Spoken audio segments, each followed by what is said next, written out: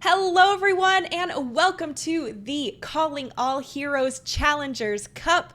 We are here starting off our qualifier round, and my name is Waffles for Sid. I am joined by Naori Mizuki, and we are so excited to be kicking off this incredible event coming up. Sam, how are you doing, and how are you feeling going into, a big event like this weekend, and honestly, just a big change in how we want to try and push the community? Honestly, excited is the TLDR. It the marginalized gender scene for me in esports in general is super important, and anyone who knows me knows that I try to have a finger in every single one of those esports as I possibly can. So really excited to be back here doing Overwatch. I know you and we got to do the Empowerment Cup earlier this year, and that already just showed how much passion there is and how much interest there is and how many people want to get involved and want to have something like this. So super stoked to have this official play Overwatch tournament specifically for these people. I cannot believe that we finally made it here, but Oh, I'm yeah. over the moon. I mean, pretty much took the words out of my mouth right there. We're going to see some familiar faces from those other empowerment cups around the block as we get into, the thick of the gameplay and the tournament. But, there is a lot on the line as far as what we're going to be looking at today. This is our first qualifier, right? One of two qualifiers for this overall tournament. And, well, day one and day two, it's all about those round robin Swiss stages. And from there, we'll see who the top 16 are, and we'll move along to our playoffs on day three. And Sam, that's when it really picks up. Yeah, and obviously this is just the first qualifier, so there are two rounds of this to get yourself a spot, and there's quite a lot on the line here. You take a look at the finals. There's like a $25,000 prize Oh, pool, and man. every team that makes it to the finals will get a slice of that pie. So that is really exciting. It's a great way to kickstart this scene, to kickstart an amazing tournament structure for marginalized genders. And as you said, so the first couple of days we've got the Swiss round. We've got 6 rounds of Swiss round, and then of course the top 16 going through to the playoffs. And obviously it's the playoffs where the major action happens, where the stakes become that much higher.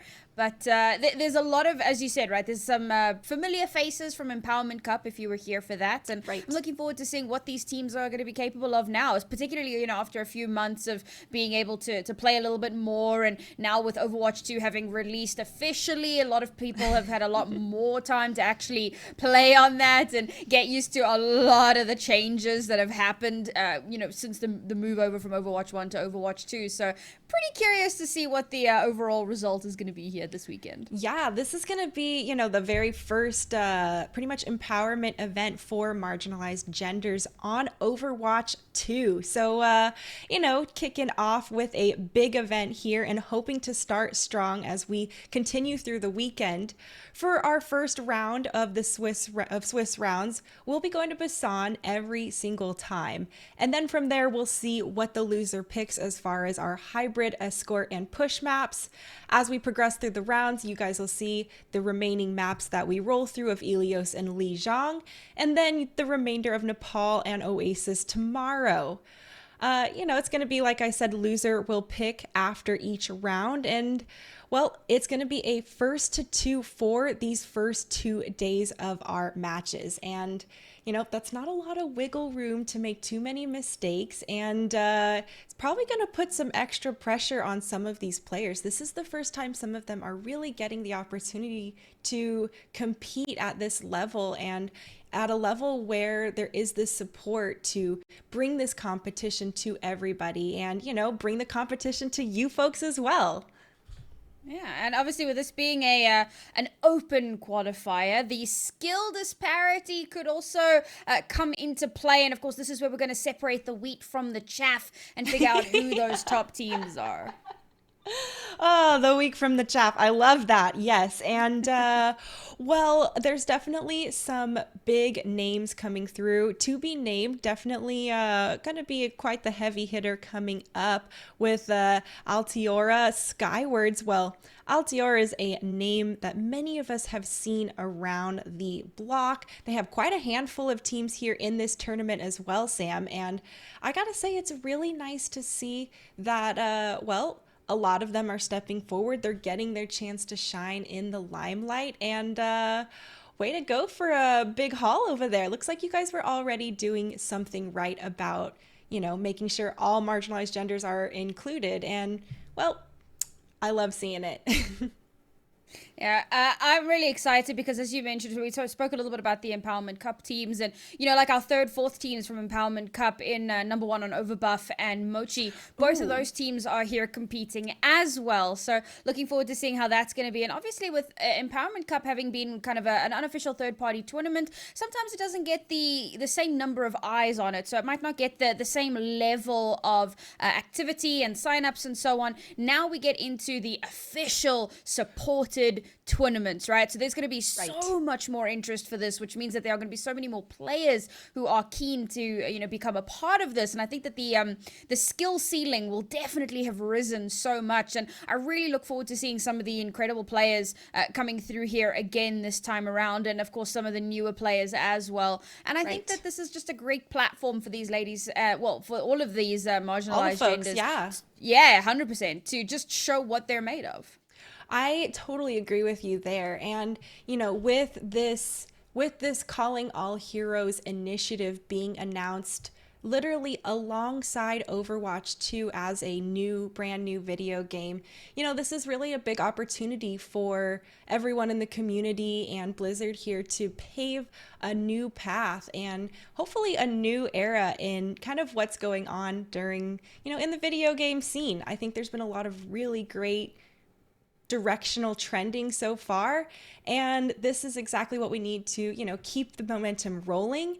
And it's always a nice little spirit booster here and there. Everyone seems to be so great, especially behind the scenes on the production side. Sam, we already had our couple panic attacks in the back, and of course they've already brought you this magic you see right here, and it's perfect. So got a lot of great folks just on the game side, on behind the scenes, really making this a special opportunity.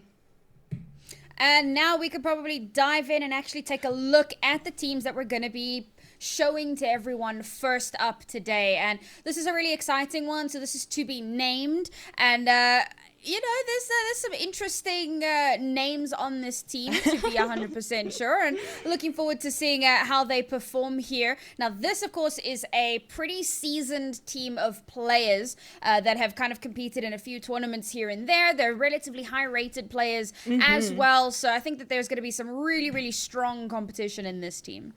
Yeah, they're definitely someone you want to keep your eye on throughout this entire tournament, right? They're definitely going to be a heavy hitter. There's people, they've probably got a bit of a target on their back from some other teams rolling through. But looking over at the next one, right, we have Altiora Skyward. And, they're not quite as high of an SR as we saw for to be named.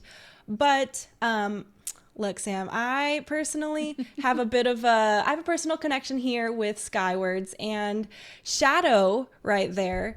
Shadow is a content creator who they created my very first play-by-play casting reel. So, really kind of hits home for me, bringing it full circle to be here with all of you broadcasting them. So, of course, best of luck to you out there, Shadow, or as you might also know them as Shadow Kitten. But, it's going to be a tough battle. Okay, let's not be kidding ourselves. To be named, we're heavy hitters. But Skywards are here, and I am excited to see what they bring to the table. And for obviously a lot of people, you might recognize Briggsy there or Briggsy Of Cake. course. Obviously, they are huge in the Overwatch scene. They also were part of some, was it Sojourn? When Sojourn was announced, Yes. they were a part of the, interviews and discussions around that. So a really big name, really well-known name, and really looking forward to seeing what they're capable of here today. Yeah, I gotta agree. And well, we're moving into, like I mentioned earlier, Busan as our first control map, right? It's pointless to speculate, oh, what the compositions might be, because, downtown versus Mecha Base are going to be very, very different rollouts. So I don't want to, jump the gun too far there. But after we go to our control map, we'll move to hybrid. And of course, it's best of two. So we'll see if we move along to escort after that. And if there happens to be a tie, which I know we all love and definitely want here, we'll get to actually go to push for today. So may the odds be ever in our favor.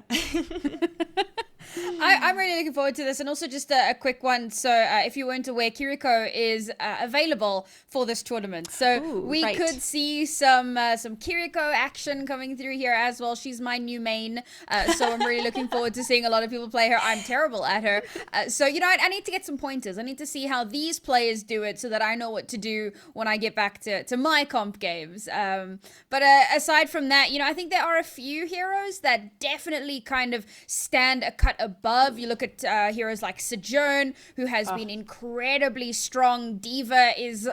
She's a terrifying assassin. Zarya has also been really, really impactful. So I'm looking forward to see what might come out here. But as I say, got a little bit of a soft spot for the potential of the Kiriko. I hope we see some Kiriko as well. Personally, I love Azaria. As something about being aggressive and just face tanking so much damage and protecting your teammates, or oh, you got hooked and I bail you out, and their adrenaline's pumping, but over there you're just like, I got you, homie. I am excited to see hopefully a resurgence of the Zarya composition, and hopefully, that max charge, once you can manage to maintain it, it's quite the laser, and you'll die in a blink of an eye. You're not getting away very quick, Genji, which is a nice Yeah, change of and pace. what makes me super excited for the potential Kiriko as well is obviously with her cleanse, that makes her a really strong counter to Ana, which I think is so needed at the moment. And I really want to see, that come out to play a little bit, because let's face it, when an Ana nade comes out, if 4 or 5 people get hit by that, you can really start to feel a little overwhelmed, a little stressed out. I mean, Game sure, over. Zarya could maybe cleanse herself and one other player on the team, but or maybe 2 now because she gets 2 bubbles. But, We're then not what, that right? selfless. We're not going to give both bubbles. We're keeping one for ourselves. 100%, but now you can throw out that cleanse and you can keep going, and it's so nice to have a counter to that. So hopefully we'll see a little bit of that come out. I'd actually be curious to see how that potentially impacts how much Ana we see get played here today. I agree with you. And the cooldown on that is extremely fast for that cleanse as well. And so that's definitely a factor that plays into the usability of Kiriko and that kit, right? The teleportation she has, ooh, man, that is a nice. Yeah. Well, it depends on how you play it. For me, more often than not, it's a bailout move. Yes. Some people have that vision and that skill to be able to move preemptively to where they need, or use it, more offensively. Like the disruptor shot. Sometimes I'm just trying to prevent you from chasing me. Yeah, I mean, I made the mistake in one of my games today. I was like, oh, better go save the Sombra. And as I, teleported to her, she teleported out. And there were like 4 people on top of me. It was a little painful. But I imagine that the any potential Kirikos we see here today will be a little bit more skillful than I am, to say the very least. I assume I'll be in the same boat there, and that's why they're the ones here in the games, all right, to observe and to not have that stress of additionally trying to aim and also actually move your person where you want it to be. It's amazing how much easier it is to just understand and see the game. And well, hindsight's always 2020, folks. Isn't that the truth?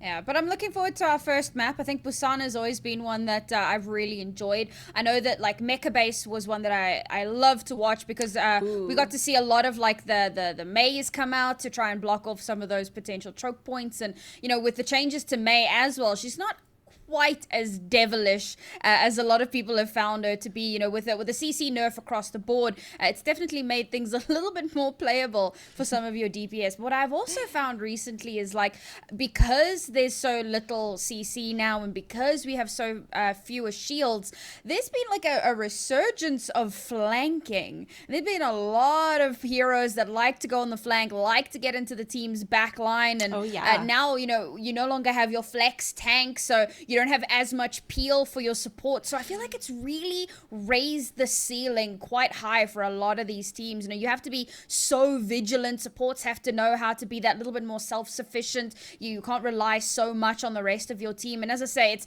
that Oh rising yeah. tide raises all boats, right? Everybody's skill has started to increase. And I think that that's made this super entertaining to watch since we've made that swap.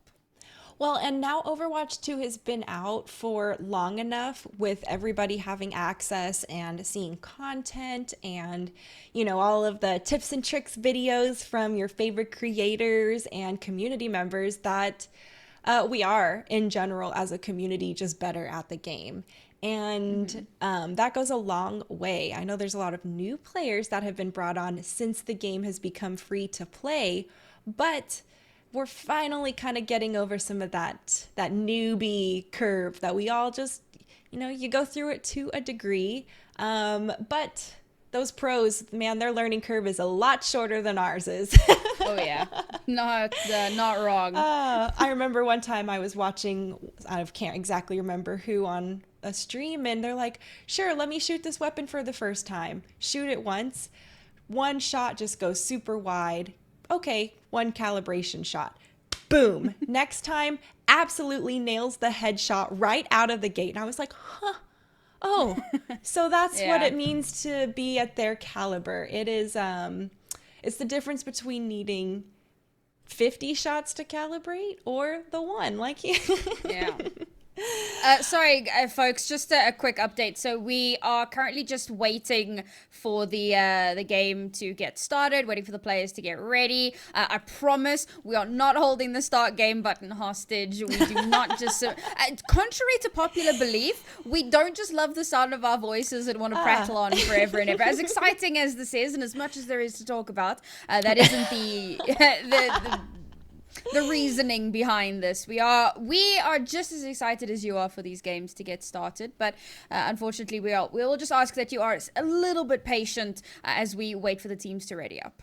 yeah, we will get into the, you know, the real action and the meat and potatoes here of the gameplay soon enough. And, you know, it takes a moment here for our teams to get ready. We had our own prod issues, and, well, we still made don't it on even time remind me. miraculously.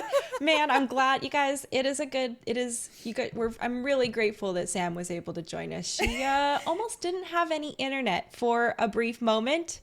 Y'all Way to don't know go. what goes on in the background when there's like, you know, remote broadcast and you're relying on your own setup and then something goes wrong and there isn't tech support on site and it's like what it's 3 o'clock in the morning here and I'm just like, how do I fix this? But we did it. We got here. We're alive and thank goodness for that. Absolutely, man. And you know, and would have been tough to move on or try and cast without you. I'm glad you're able to make it back and you had a backup internet. Folks, not everyone is Yeah. that prepared. I don't know if I I live am. in South Africa. I did. You know what? When you live in a third world country, provisions need to be made.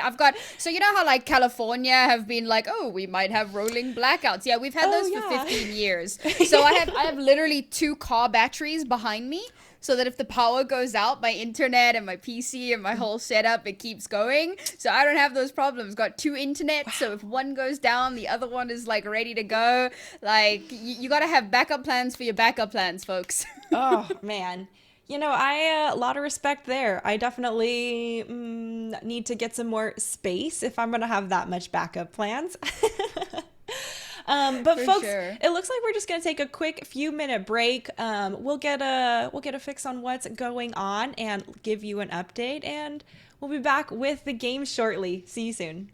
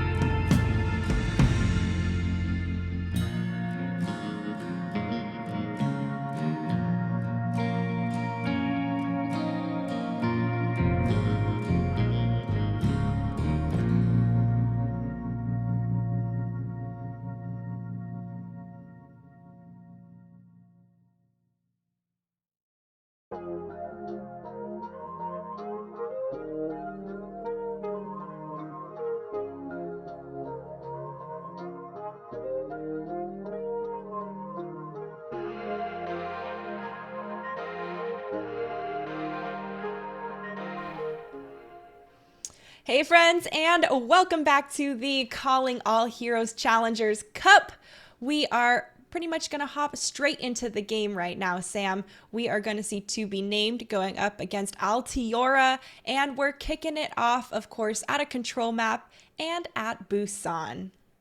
Yeah, looking forward to this one. And just bearing in mind, this is one of 5 Altiora teams. So this is the Skywards team. Just if you weren't, sure, if you didn't know that. So keep an eye on this one and the 4 other Altiora teams. But yeah, Right. and then you have 5 teams all under the Altiora banner, and then you have To Be Named.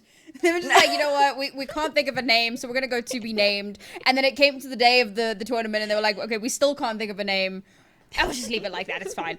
And I suspect that this To Be Named team could actually make it relatively far as well. So that should Do you keep mean that they casting could make a name for themselves? Oy. Come on, Oh you my threw God. that straight up underhand for me. It is 3 o'clock in the morning. I do not have the energy for that. Please no. When it's easy to hit it out of the park, I'm going to just take that nice, simple swing. But of course, like we mentioned before, To Be Named, definitely not to be underestimated. They have some pretty heavy hitters on their team. And well, if you just take a look at their SR, it's got a little bit of a nasty bite to it as well, Sam. Yeah, and I think that is maybe a little bit concerning for the Skywoods team. Thankfully, it is a Swiss round, 6-round Swiss round. That is very strange to say. Say that 3 times fast. I'd really rather not. So there are a few opportunities to rake in some of those wins and try and claw back in. But first and foremost, they've got to get through this to be named roster. And oh, there we go. We got a Kiriko. Hey. Yes, please. And just off the back of that, generally speaking, I would give Skywoods the advantage because, of course, both teams have an Ana, but only one have the Kiriko for that cleanse, and that could be a difference maker. But, of course, the skill gap, it's going to take a lot of teamwork for Skywoods to overcome that, and I really hope that they can. I do love a good underdog story. You know, I am easily in that same boat there. I mean, who doesn't love a good under...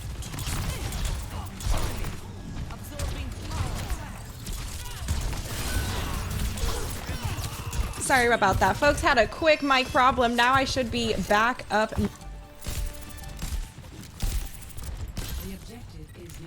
Sam, take it away real fast. Sorry about that. All right, I'm going to take this over. Cool. So, point has been unlocked. And so far, no eliminations just yet. The sustain from these supports has been fantastic. But Skywoods have managed to make their way in. Unfortunately, do not manage to stop To Be Named for taking control. The anti-nade comes in. And it's actually a Fran that will be the first to go down. And that's taking a lot of firepower off the board here. But quickly, To Be Named start to stabilize.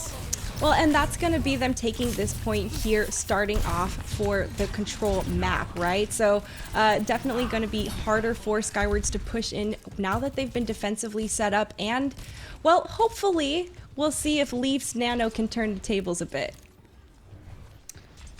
Our time starts to tick away a little bit. Ooh, Briggsy swapping over onto these Zarya. Very good decision. D.Va into Zarya. D.Va's just going to get absolutely melted, and we saw that in the previous round as well. So, nice little swap off there. We're almost at a mirror composition, but that Kiriko is still in play. I wonder if this speed boost here is helping To Be Named, you know, really zip around the map a lot easier and try and capitalize on anyone out of position here at Skywoods. We see Briggsy taking a huge amount of damage, literally just trying to take on the entire team on the front line. There's so much damage being thrown at them, though, that it's still To Be Named holding strong on this defense.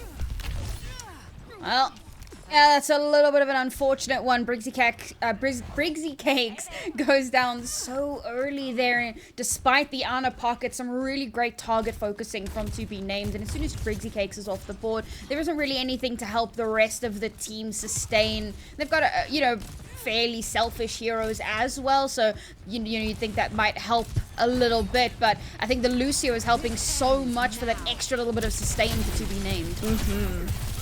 Ooh, a nice opening shot coming through here, and we see that Momo has gone ahead and popped that rail gun over Clock. There's multiple kills coming through, and both DPS yielding the results they're looking for. That's going to be a first point, 100-0, going over to Be Named.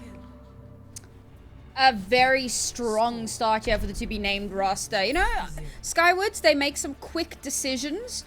They realize very quickly on the D.Va's not going to work, so they swap that one off. The Kiriko stays in, and obviously it can be very helpful, but at the same time, you're not playing a particularly brawl-heavy composition. So even if that anti-nade comes out, the chances that it's going to get a lot done. I mean, if it just hits Briggsy, well, she's able to bubble herself. So not a huge need there. So I'm starting to think, well, maybe that Kiriko isn't quite the play here. The sheer amount of extra healing that To Be Named is getting, along with that speed boost that you mentioned, being able to zip around the point so much faster, definitely does feel like a bigger boon for them. And there we go. Oh, Leaf swapping over onto the Lucio here. So that Ana is taken right off the board. And of course, we got your friend Shadow Kitten on the Reaper. I've seen Shadow Kitten on this Reaper before, and I have also suffered at the hands of the Death Blossom. So best of luck there. Looks like it's still going to be To Be Named, though, just opening up this fight decisively. They do not want to give Skywoods any room to breathe, and they want to really set themselves up to be one of the powerhouses for this tournament. Yeah, I mean, super, super quick control of the point here. We're actually seeing a relatively aggressive stance, trying to do a little bit of extra chip damage, block them off from getting it onto the point, get that extra little bit of ult charge, and as mentioned, of course, with Mecha Base, there's that May. Oh no, Briggsy cordoned off from the rest of her team. That is rough. Yeah, well, regardless of all the changes that went through on the May, it is still tough when you are sectioned out like that. That is pretty much spelling out death for you. Some nice picks coming through here for Skywards as now they're getting aggressive and pushing on to the point. This is what they need to do to go ahead and take possession here. A nice seal off, but the bubble comes in clutch from Revolve. Momo's able to escape there in the nick of time. What a nice save coming through from To Be Named to continue holding possession of this point. Sam, I thought Skywards were gonna have the flip right there, but that was some clutch defensive and honestly great synergy coming from To Be Named. Yeah, I mean, this was a great disengage, regroup with the rest of the team, and just before the time can tick over, they're able to recontest in on the point. And like I said, right, really good target focusing from To Be Named, and this again just kind of shows that skill level difference. Unfortunately, it is a factor. Yeah, well, this is our, Swiss style of brackets, so there's going to be quite a lot of variance coming through. Momo's getting some nice shots coming up, but we can see that the Blizzard is online here. Oh, Dashi gets taken down just before they can pop it off. There's still a little bit of hope left, and Shadow Kitten going to go ahead and oh, that's probably best. Yeah, want to try and dip out of there before there's too many. Oh, but they did force a Fran to go ahead and throw the Blizzard. That's a good sign. They're trying to go back very quickly here to contest on the point, but what a stellar grab. Revolve absolutely clutching it there at the end, shutting down any chance for a touch, and well, To Be Named just took it away. Yeah, very uncontested, it must be said. A little bit, I think, disconcerting for the Skywards team. First game of the tournament, and it was a pretty dominant first map that they really struggled to get a grip on. I will say that, so towards the end there, we were like, oh, what's happening? Pulled out the May ult, and it really felt like they were trying to stagger those spawns a little bit and just kind of keep pushing them back, make sure that they can't get in onto the point. Now the May ultimate, the Blizzard is being thrown down. You can't run that way. You got to run the other way, and this was good zoning because as soon as they run that way, Graviton Surge comes out. So this was actually really well done to just keep them off the point for as long as possible, make sure that it ticks over to that 100%. And again, like, this just shows, these are some really experienced players. They understand the game really well. They're working together quite nicely. And, well, there you go. That's going to be them taking their first map in this first to two. Well, and that was quite the master plan as well. And having that grab online, knowing that's the only way they're going to funnel out. Oh, man, Skywards, you're stuck between a rock and a hard place, or in this case, a Blizzard and a grab. So, not the funnest of poisons to choose from. There's a couple others that aren't quite as great, but as far as zoning goes, those are pretty much some big space deniers, and a really nice, clean job and clean gameplay coming through from To Be Named. And, well, I kind of hope they will maybe settle on a name by the time we get to finals. That might make talking about them a little easier. Not quite as tongue-tied. Well, we're going to have our second map in just a little bit, but before we dive into that, we're going to take a quick break. See you guys in a few minutes.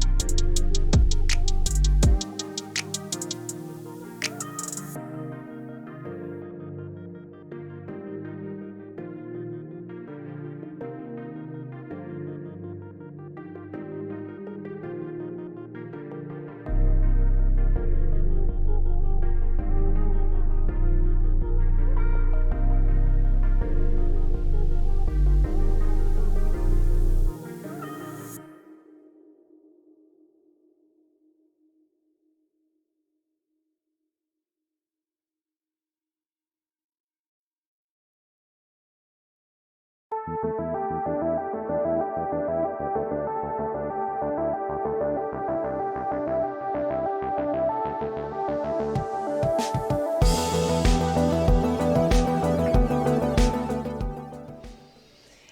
folks, welcome back to the Calling All Heroes Challengers Cup.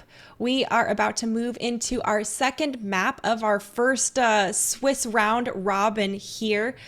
To be named has already taken the lead 1-0 against Altiora Skywards. And well, they came out very, very strong on that control map, Sam.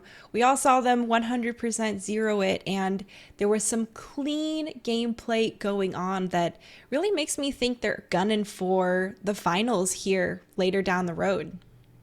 Oh yeah, 100%. I think that's genuinely the goal for a lot of these teams, but for Right. some of them who are maybe in here just for that little bit of experience, or there might even be a few teams in here that are just playing for fun, and you know what, that is amazing. But as you can see, we're heading over onto our hybrid map, and with Skyward being the team that lost that first map, it means that they're going to be able to pick. And I have a little bit of insider information. I do believe that they love Scrims Row, as it is so lovingly called. So I think there's a very good chance we're going to be heading on to that one. What do you think?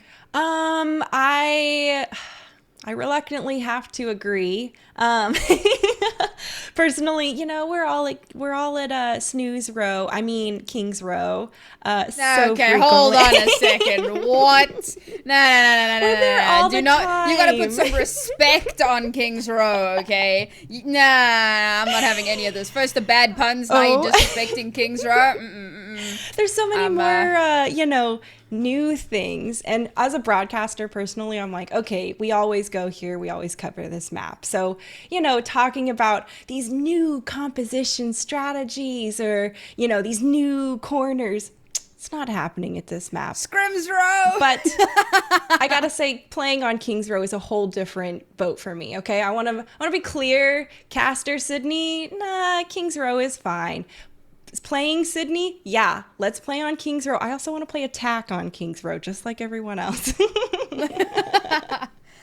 I must say, it's one of those ones, I think it's near and dear to everyone's hearts. It's a map that's always going to be a big one. And I think it's just such a good map in general. Like, really, there's a lot of variety on the map from first point all the way to the last point. So you can try out a whole lot of different interesting things from point to point. I mean, I will never forget, and this was so long ago, but it's one of those things that will stick in my mind for the rest of eternity.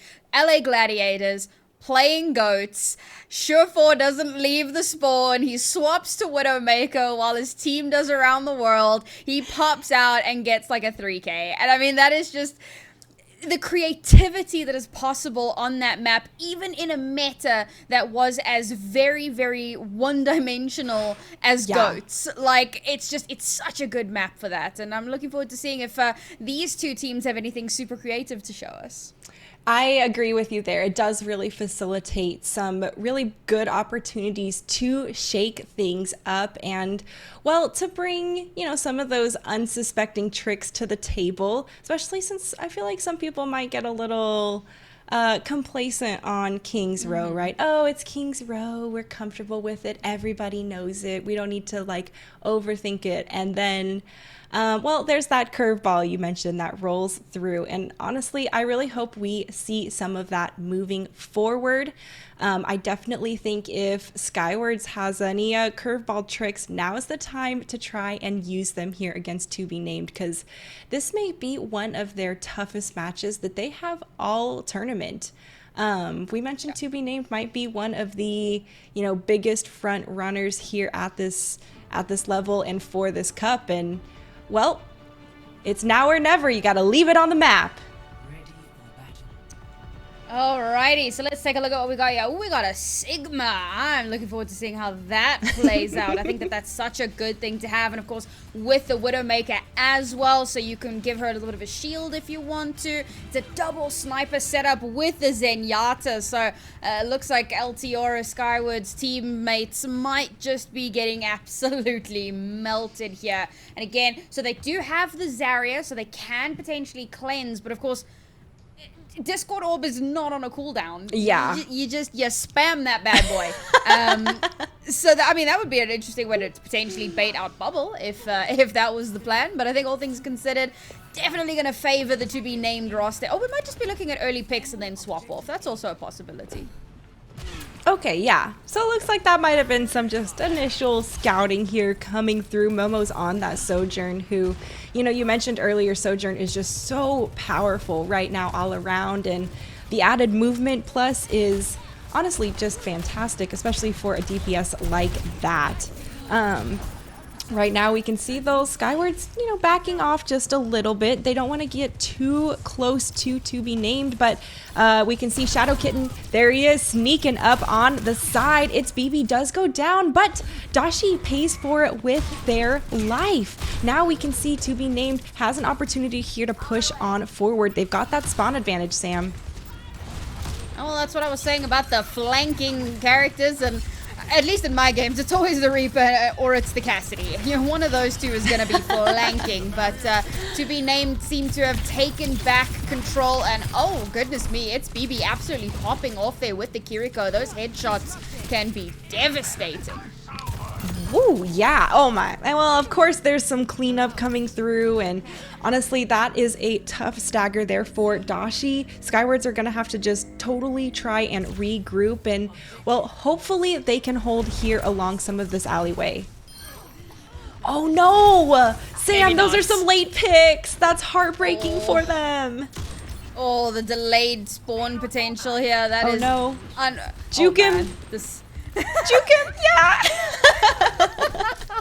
You know, I will say that there was some serious deliberateness in that aim, you know? None of that, like, flashy, flicking headshots. There's, like, a, you know, really concentrating on getting that crosshair where it needs to be and still not connecting the shot. So, you know, well done to Sandpiper for being able to avoid that at the very least.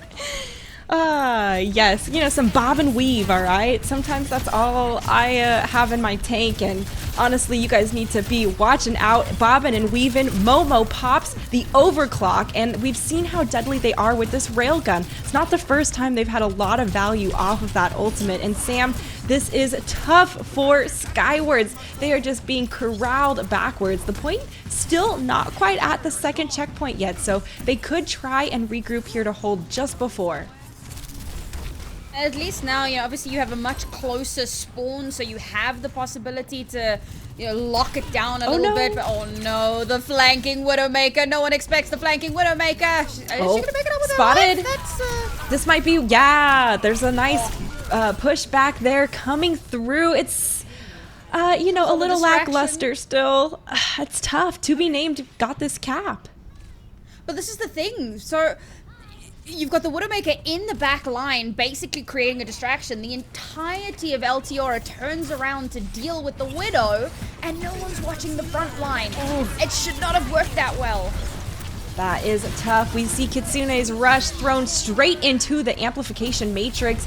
Here is the gravitic flux, and well, still finding a couple of people. To be named are unstoppable right now, and it is going to be even tougher for Skywards to exit spawn because to be named is ready and already firing at them. Oh, now they have to come in for the test. There's so time for it. There's the grab here, and well, Skyward's trying to make some hero plays. There's 4:13 on the clock, and well, that's a nice leap coming through. Big Briggsy does go ahead, wakes backs up just in time, and well, now it is a crazy fight here on this point. You see the sound barrier cast just towards the end, but only a couple people on Skywards managed to survive, with only Sandpiper left here trying to keep this point alive. It's going to be a third point capped for to be named. Oh, that is very, very rough. Our Skyward friends, of course, we thought that it was going to be relatively one, but it's looking so dominant than I think even we had expected coming into this. A very, very strong push on this first half of, you know, this map, and now there's not a lot of time here that can be made up. I mean, Skyward are going to have to make a massive push kind of to the same caliber, because if they get to third point but with very little time left, it's very likely that, you know, that's it. And that's assuming they even get to third point. So there's a massive uphill task ahead of them. That is, and you know, I want to give some additional credit here to, you know, to be named. Obviously, based off their name, they have not really been a, you know, an actual squad of 5-4 too long, and the fact that they're playing this well, Sam, really speaks to their synergy. And I mean, I personally think that is incredible due to such a short amount of time. And well, this is still Overwatch 2. You know, there hasn't been quite as long for them to get to be a team to a team of 5 for this long. 5, 4, 3, 2, 1. Attackers in. Basically formed for this tournament, and so the synergistic level isn't going to be quite where it could be. But of course, with this being the start of something, I look forward to seeing, you know, how these teams progress over time. Ooh, Shadow Kitten getting chipped a little bit up high, but still looking for the kills on that Widow Maker. Trying to move around, create some additional pressure, and take some new angles through. Nice anti-nade is going to force Skywards here to just take a quick breather. And, well, there are the picks. To be named decides to just go ahead and get aggressive. As soon as that anti-nade went through from Ashen, it seemed like To Be Named just dove right in and cut them all down. Yeah, unsurprising. I think I do find the Doomfist pick really interesting. I think for me personally, when it was like, oh, Doomfist is now a tank, I had so many questions, but he's still such a strong hero despite the changes to him. Oh, the hack there from Shadow Kitten was a good opportunity, but Momo's sharpshooting has been an absolute force to be reckoned with this match. They have been constantly hitting those shots, and, well, there are still more damage to be done. To Be Named continuing to push Skywards back into their spawn, and, well, now there's 2:33 left on the clock, Sam, and, well, hopefully Skywards are going to get some ults and get some traction. Yeah, you know, with and there's another swap onto the Pharah, so that's the second time that we're having a swap there. Obviously, the Mercy coming out as well to support. I like the idea of the Sombra, but the Sombra just wasn't getting it done. So now you go for that aerial support, and there's some good damage coming through. That's some nasty amount of damage, and a good boop away. Oh, there's still the res. It was just a hair too soon. Nice plays coming through here from It's BB on the juke status, baiting out that little concussion blast. Still, we can see Skywards trying to continue pushing this point, and, well, To Be Named has to spend ultimates to hold on to this defense. I don't know, things just starting to look so dire here. It was such a good start to this attack as well, or that particular round of attack, because they managed to get that Doom off the board. They do a lot of damage with that Pharah. Shadow's even built up Rocket Barrage as well, so has done so much work. But that target focus that we spoke about, that To Be Named had been so good at, it feels like Skyward's really struggling with that, really struggling to systematically get through the To Be Named players. Yeah, and on that front, you know, you can see Femboy has their ultimate as well online. That's probably due to how much damage is being thrown from Shadow Kitten, but it's not going to be enough. There's still so much damage coming through from a Fran on this Genji. The Skywards here pretty much getting on their last fight territory, but they're going to have 6 ultimates to throw at it. Oh, is it going to be enough, though? I mean, that's if they win this fight, that's one fight, and with so little time left to make it happen already, Revolve getting so much value with the slam. Let's see if they can keep that point. Ooh, oh, look at that. That's a ton of damage. That sealed the deal there for Skywards. All right, everyone's boosted up with the sound barrier. The aggression paid off. They took out both supports from To Be Named right away, one after another, and they still managed to retain 2 ultimates after all of that. So I gotta say, I am excited to see Skywards really coming together a bit. Yeah, I think the fact that they managed to hold on to 2 of those ults was really impressive for me. Very often you'll see teams kind of, everybody panic, slams the Q button, and thankfully this time around that didn't happen, so they do have a little bit to go into this next fight. But to be named, taking a very aggressive stance, not willing to give up the fight just yet.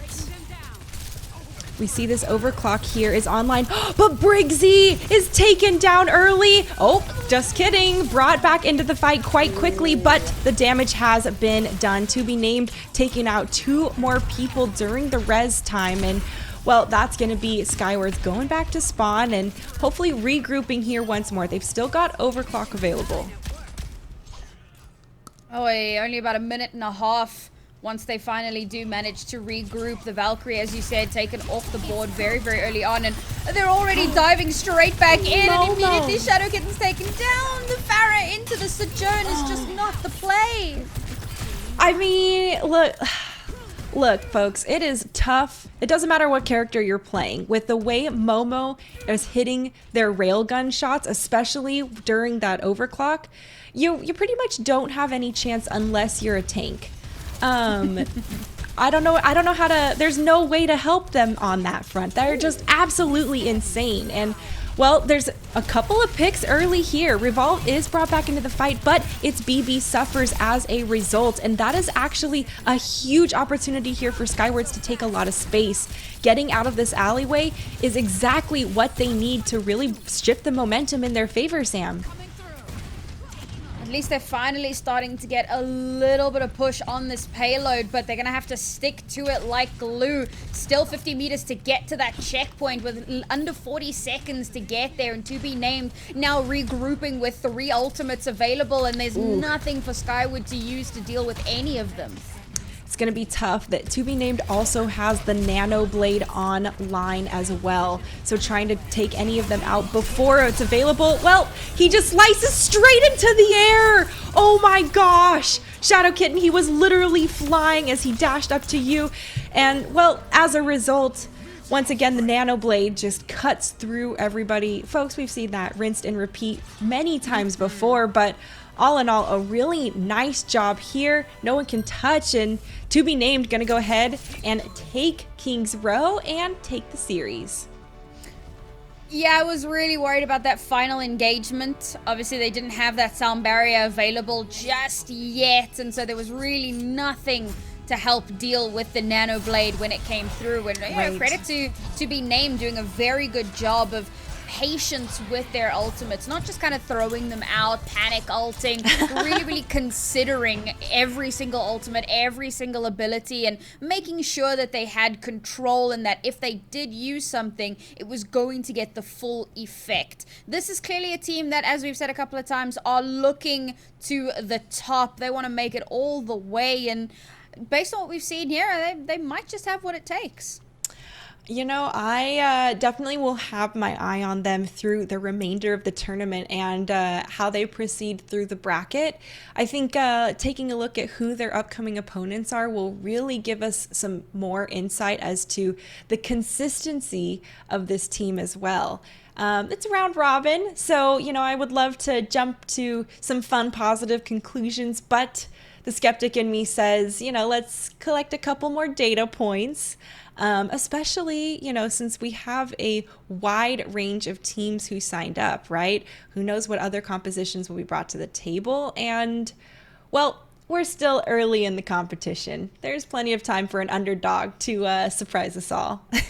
Yep, and we are busy prepping for a winner's interview, so we're going to bring that to you folks in just a couple of minutes. But while we prep for that, I just want to just kind of revisit how excited I am about some of these teams. I mean, even Skywards, right? They showed a lot of potential. As much as they came up against a team who were definitely a lot stronger, I think that, you know, each of the individual players have a lot of strengths and have a lot of potential. So I really want to see, you know, once what makes this tournament so important is that, all of these players have the opportunity to play against people who are better than them, to play against people who are still, a little bit less experienced than they are as well. So you get a wide variety of practice, a wide variety of exposure, and that can only help them skill up. So for Skywards, with this being the first qualifier, they'll have their round robin stage, and then, if they don't make it in this one, well, they can come back for the second one, and they're that much smarter, they're that much more experienced, and potentially having, increased their skill between now and then as well. We've seen it in other Totally. esports as well, where like the skill gap starts to really shrink the more these players have exposure to these kinds of tournaments. So it's really, really exciting. I agree with you there. And especially as these players will, continue to play against each other and see each other in the scene routinely, you get a little more familiar with some habits on who likes to overstep and be aggressive, or, who might just stick around for that one extra bullet too long for you to get the punch in. But I want to also call out that, Skyward, although, they did lose 2-0, they still had some very, very solid Overwatch, right? It wasn't this, long, constant trickle of people coming through, or a, 2.5 minute play-by-play casting fight comes on. Skyward did a solid job at knowing those conditions and honestly executing win condition strategies, right? We saw them come through with the end with their ultimates on King's Row and continue to push forward when they saw they had those advantages. And, that really shows that the quality of their gameplay is still serious, it's competitive, and they're not just kind of like, wishy-washy and around. There's a lot to be said for a team who is still showing strong fundamentals regardless of how the games are unfolding or being played. Okay, And yeah, go ahead. no, take it away, Sam. Sorry. So I gotta say, it looks like our interview is ready, so we can bring on one of those players from our winning team and have a little bit of a chat with him. So wow, congratulations on the win. It's the first game of this tournament. It's BB. How are you feeling after that very, very first game? Oh, we're feeling super great.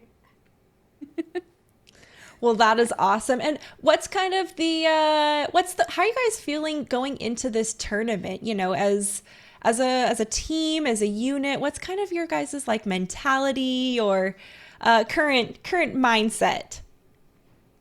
Well, I'm all about positivity, and I think all of my teammates are really upbeat and positive. So we're just trying to keep that going, keep good mental, have fun. Yeah. Well, a good mental can take you a very, very long way in a competition like this. Do you guys have any thoughts about, like the finals, or what you have your eye on position-wise, or just trying to keep it fluid? What you got going on? I mean, ideally we would like to win, but I think we'll be happy with wherever we place. Yeah, I mean, this is obviously the very first qualifier, so there is a little bit of more opportunity down the road should it not quite go the way that you maybe thought it might or were hoping that it might. But if you've had a look at maybe some of the other teams that are playing or some of the other players that are involved, has there been anyone that kind of caught your eye that you thought, they might be a little bit of trouble for us down the line?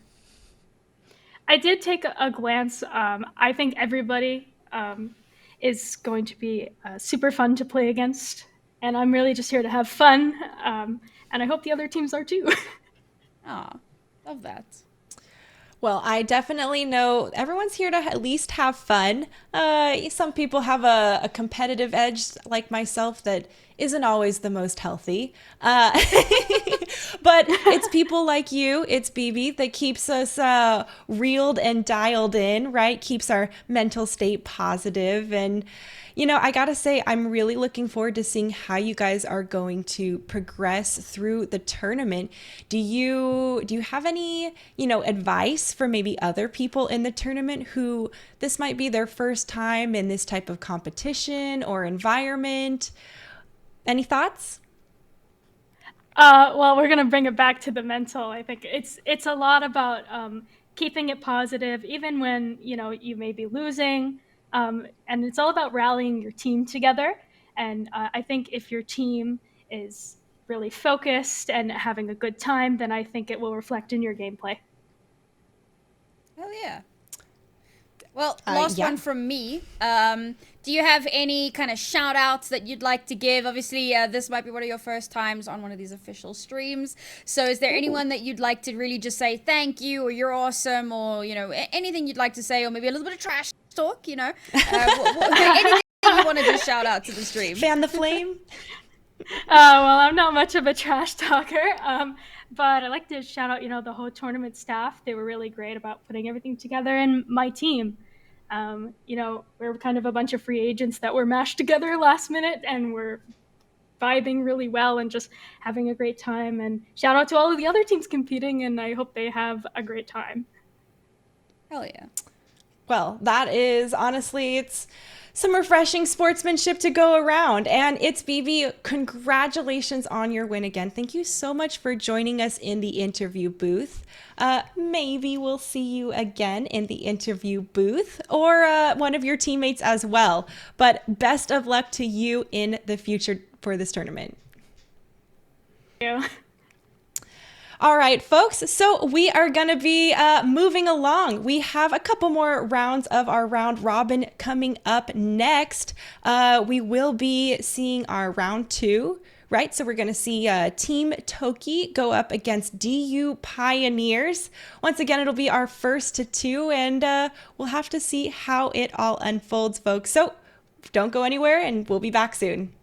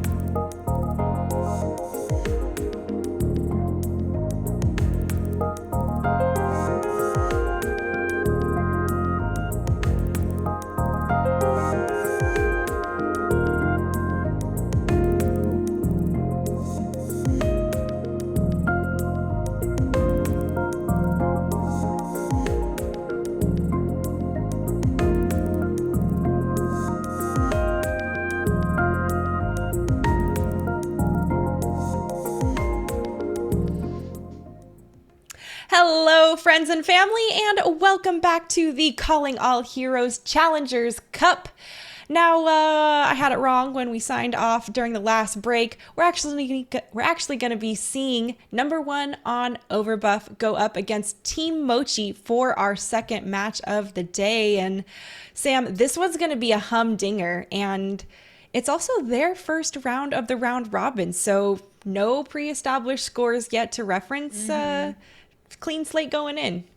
Yeah, I mean, I'm pretty excited about this matchup in particular, just because these are two of the teams that we had mentioned coming into this tournament, at the start of the broadcast, because they were part of the Empowerment Cup that we had at the beginning of the year, and they both came third, fourth.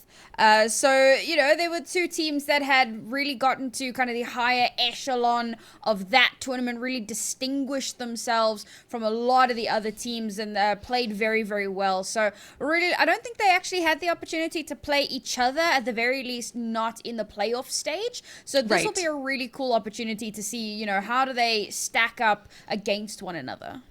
Totally. And, the fact that they may not have played against each other, but we're in the same tournament and, you do your best to see the competition. But this could really be the opportunity for them to kind of set themselves apart from anyone else in this tournament. Both of these teams are very high ranking. And, Sam, I think they could be gunning for some of our finals positions. Some of these teammates here on Overbuff, we have Turing over here, and Cool Guy, Maniac here, and sorry about that, excuse me, Safrona and Prismatine. Really excited to see what they bring to the table, and some of them have been on some collegiate esports teams, so definitely don't want to count out that experience and the cool-headedness that comes from some of those high-stress situations. Yeah, I mean, something that I'm really interested to see. I see Safrona there likes to play the Brig, and I'll be very curious to see if that Brig actually does come out. Obviously, a little bit more difficult these days to get the full value out of her, particularly depending on what tank you're pairing her with, and obviously, things like her shield bash no longer stuns, so you've got that little bit of a change coming out as well. So she's not quite that. She's still impactful, don't get me wrong, but very much not to the same degree that she was previously. So I'd be curious to see if that does come out. I do see that Turing also liking the Diva, and as we mentioned previously, an absolute assassin. Ooh, words are hard, people. We could see some Diva v Diva action, as Ruby also seems to enjoy the Diva. I'll be curious to see how that kind of stacks up. Yeah, well, actually, Mochi is a team that we have seen. We saw them at the Empowerment Cup. They've been around actually quite a handful of other tournaments outside of the Empowerment Cup as well. And, Ruby in particular also plays for EGF for CU Boulder, or she did. I'm not sure if she's graduated at this point.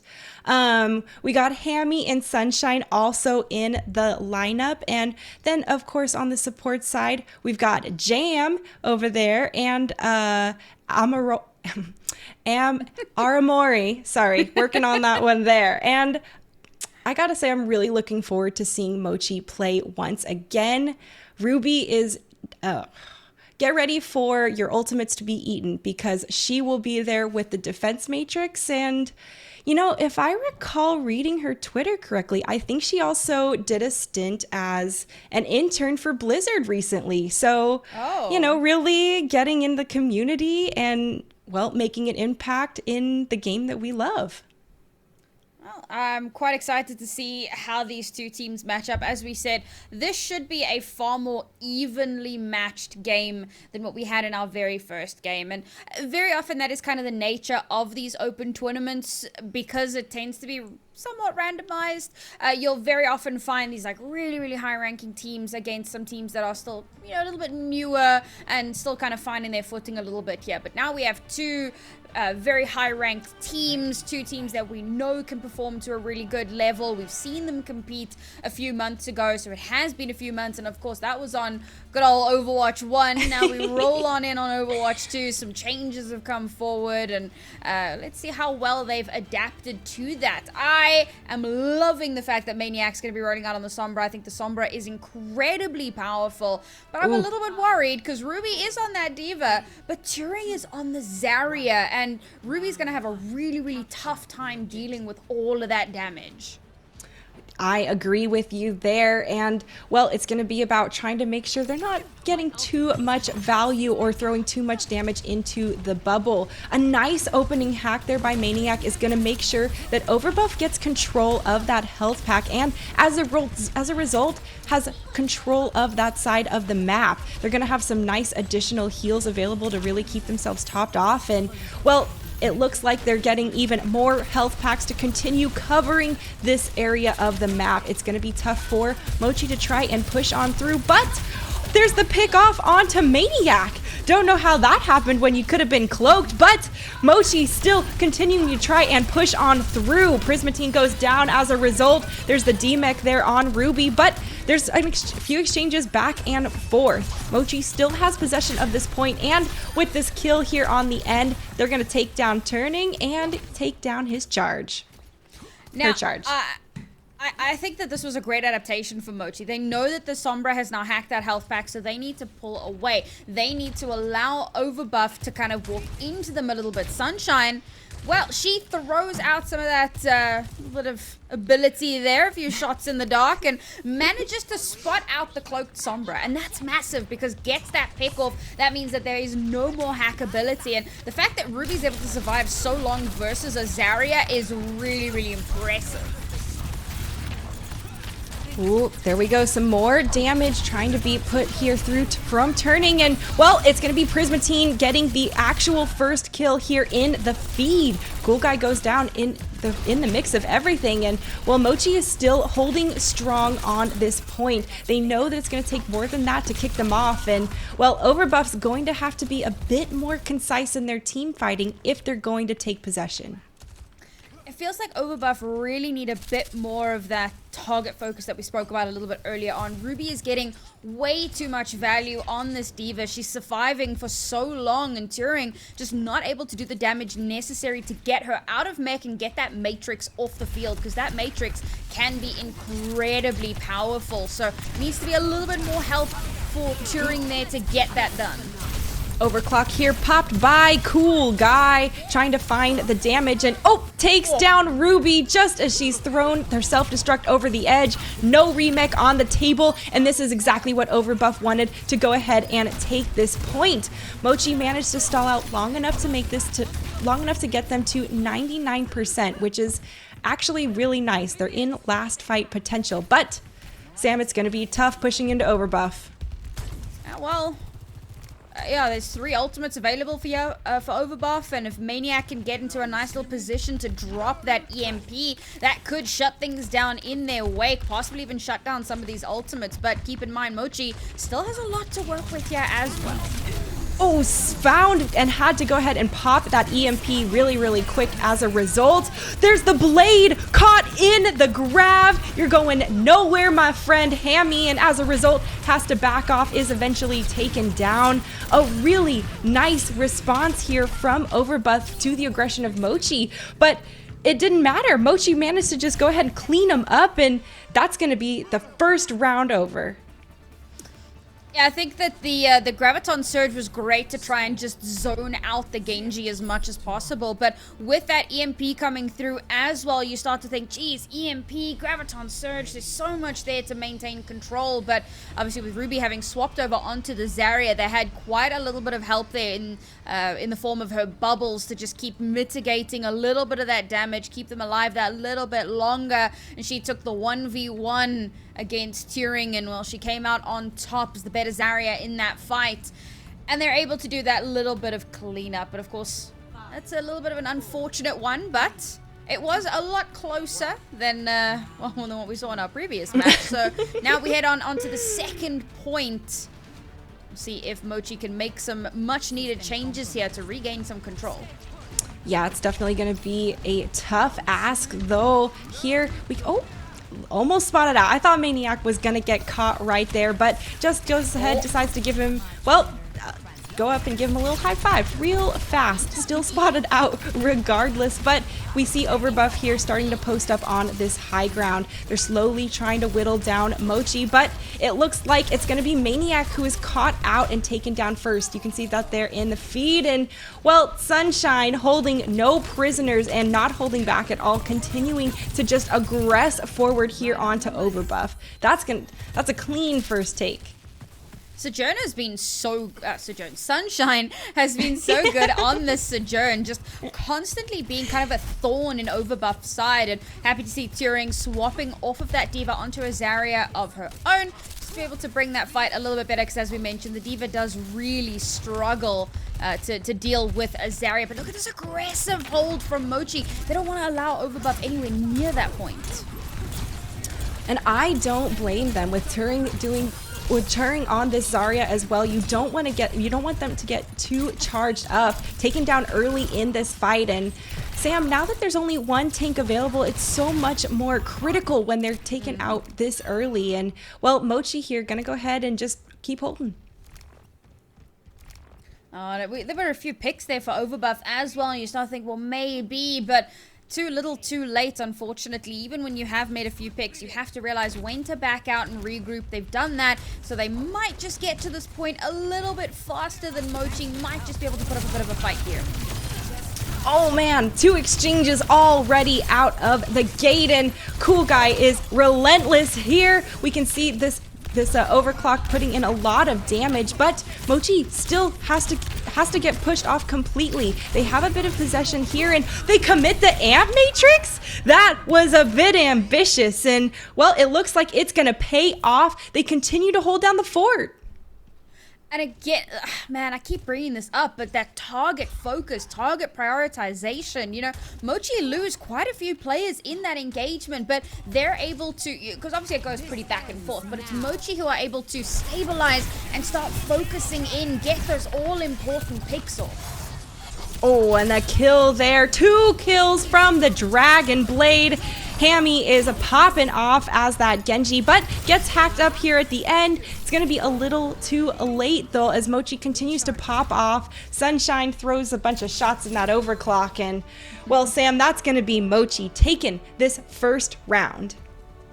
Wow, I think we both really expected this to be a lot closer. We know that these two teams are a lot more comparable in terms of their, experience, and yet somehow Mochi made it look so easy. Okay, the first point was a little bit more closely contested, but we head over to Lighthouse and suddenly it's like a completely different ball game. And I think that, you know, number 1 on Overbuff, they're going to be starting to get a little bit nervous here.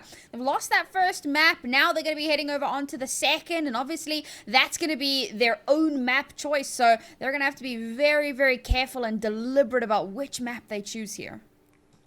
I agree with you there, especially going up against a team like Mochi, right? There's some, it depends, right? Do you think that you're better at a map you're both comfortable at, or can you catch them off balance? Maybe try a new map in the mix of the pool here. If I was Mochi, I might take this just a tad personal, naming your team 100 or number 1 on Overbuff. They are actually the number 1 ranked team as far as SR goes into this tournament, and Mochi's chasing them at number 2. And if I was Mochi, I'd be like, well, those numbers aren't everything. It's there's a lot more to it than just what those statistics prettily show you. And well, they really are showing us what it means to be a team that honestly has that long time experience together. Regardless of losing those couple of players, they're still focusing targets and they're still winning fights.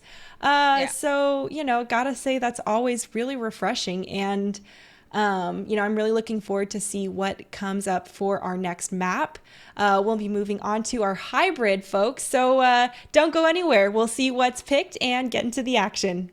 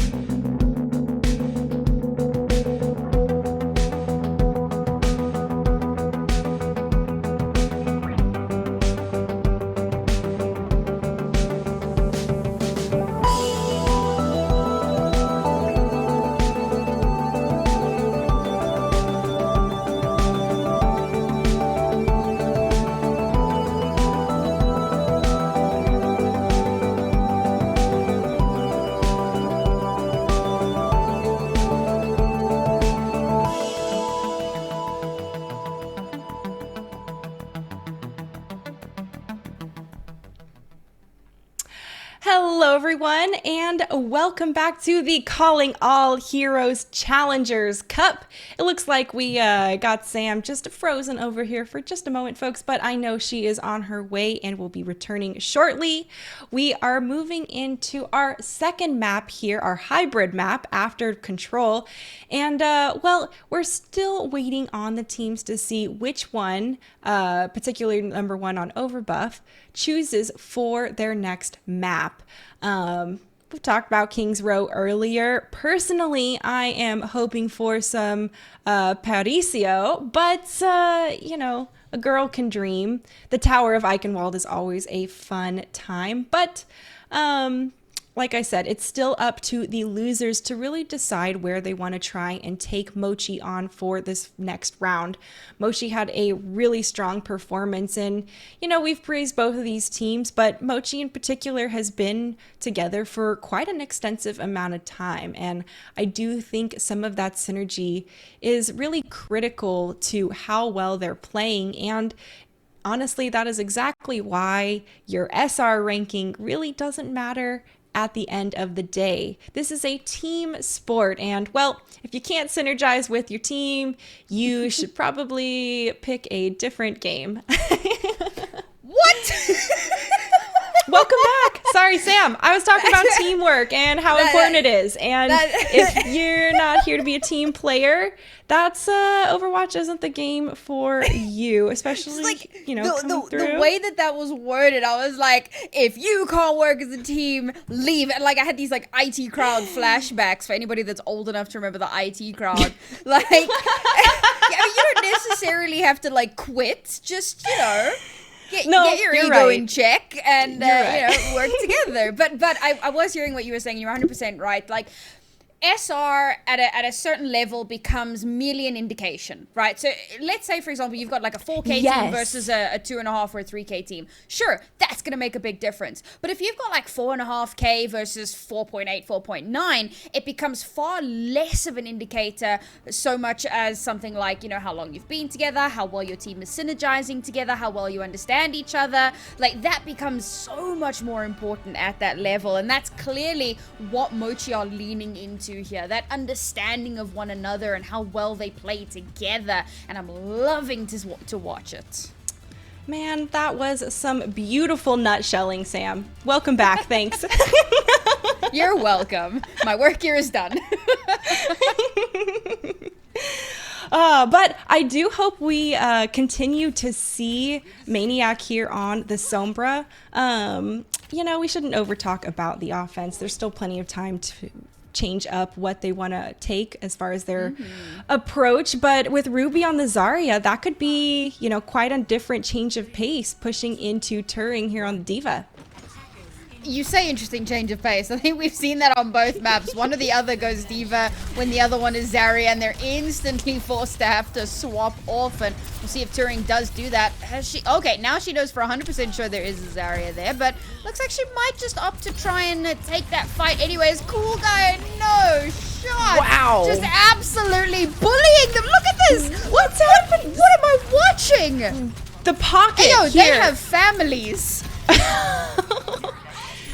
That, I mean, okay, Mochi was not ready for the pharmacy to roll through I like was not or I'm ready sorry, for that. Overbuff was not ready for no, I had it right. Oh my gosh. You had I'm it right, not you had ready it right. for that. Jeez. We were definitely not ready for that. Our brains just could not comprehend that level of bullying. Oh. Already at 72% ult charge. Cool Guy was just like, no, that's my ult charge. Sunshine swapping over onto the Cassidy. You know why that's happened. Yeah, that is a direct response to Cool Guy's honestly just absolutely decimating performance right there. We see the barrage is online, and well, there's no CC here in Overwatch 2, so it's going to be all about melting him down as fast as he can, or just enduring, if that's even a thing. So far, Mochi, though, doing a great job at trying to just hold this corner. Of course, Ruby is there with the defense matrix to just eat up as much of that barrage as possible. That's how you endure. I mean, honestly, that is the El Clasico. Justice reigns every time. Like, that... Can I get a repeat of that sound effect? No, absolutely not. Farah and not finishing her ult line, name a more iconic duo, particularly when you've got Sunshine, who was killing it on the Sojourn, now on the Cassidy, and just, again, tearing it up. Those last few kills of that round, that was just bam, bam, bam, living up to the bam moniker. Okay, couple of picks back and forth, but we've seen Mochi continue to try and hold this defensive line. A nice Ant Matrix does come through, but it is still going to be Overbuff continuing to push this cart. I mean, Overbuff definitely looking better than they did on that first map, I'll tell you what. And some teams definitely do have a better stance on a particular map than they do on other maps. So definitely starting to see why it is they opted to go to Scrims Row. Again, that El Clasico favorite of so many teams. And now look at Maniac on the flank, looking to get that massive, tasty 5-player EMP. Wait for it. There, 5 for 5, and Sunshine has gone ahead and set there on the horizon. Mochi is falling one after another, and as a result, Overbuff just going to continue to keep on rolling this cart. Sam, this is exactly the shift in mindset and honestly in gameplay style we needed to see from them and that we expected during our first map. Yeah, definitely. Like, we really thought that this was going to be so much closer between these two teams. Now we're actually starting to see that come into fruition as some serious offensive capability from Overbuff, and Mochi struggling to deal, but now they do have some big ultimates to play with here. That blade could be massive. No nano to complement it, but if aimed right, it could be just as dangerous. Oh no. The grab. You know, I honestly don't blame you. The last thing I want is the blade, and I am happy to see a grab shutting that down. That dash reset is absolutely oppressive once those Genjis get on a roll, and, well, Overbuff has all of the momentum here on King's Row, and I don't know if Mochi's going to be able to stall before this third point. And they've got no ultimates to help either. They burned everything in that last fight and still lost it. Aramori swapping onto the Moira. They need that extra little bit of healing, but is it going to be enough? Oh, Hammy deleted right there by the railgun shot, and now Cool Guy can just free fire from the high ground. Nobody's going to be able to really put pressure on him or on her as she continues to just really take people down one after another. Overbuff knows there are plenty of kills to go around. Mochi's just trying to trickle on to the point, and well, Ruby's the last hope here. Just a little bit more time taken off the clock. Overbuff taking all 3 points with a hearty 3:20 on the clock.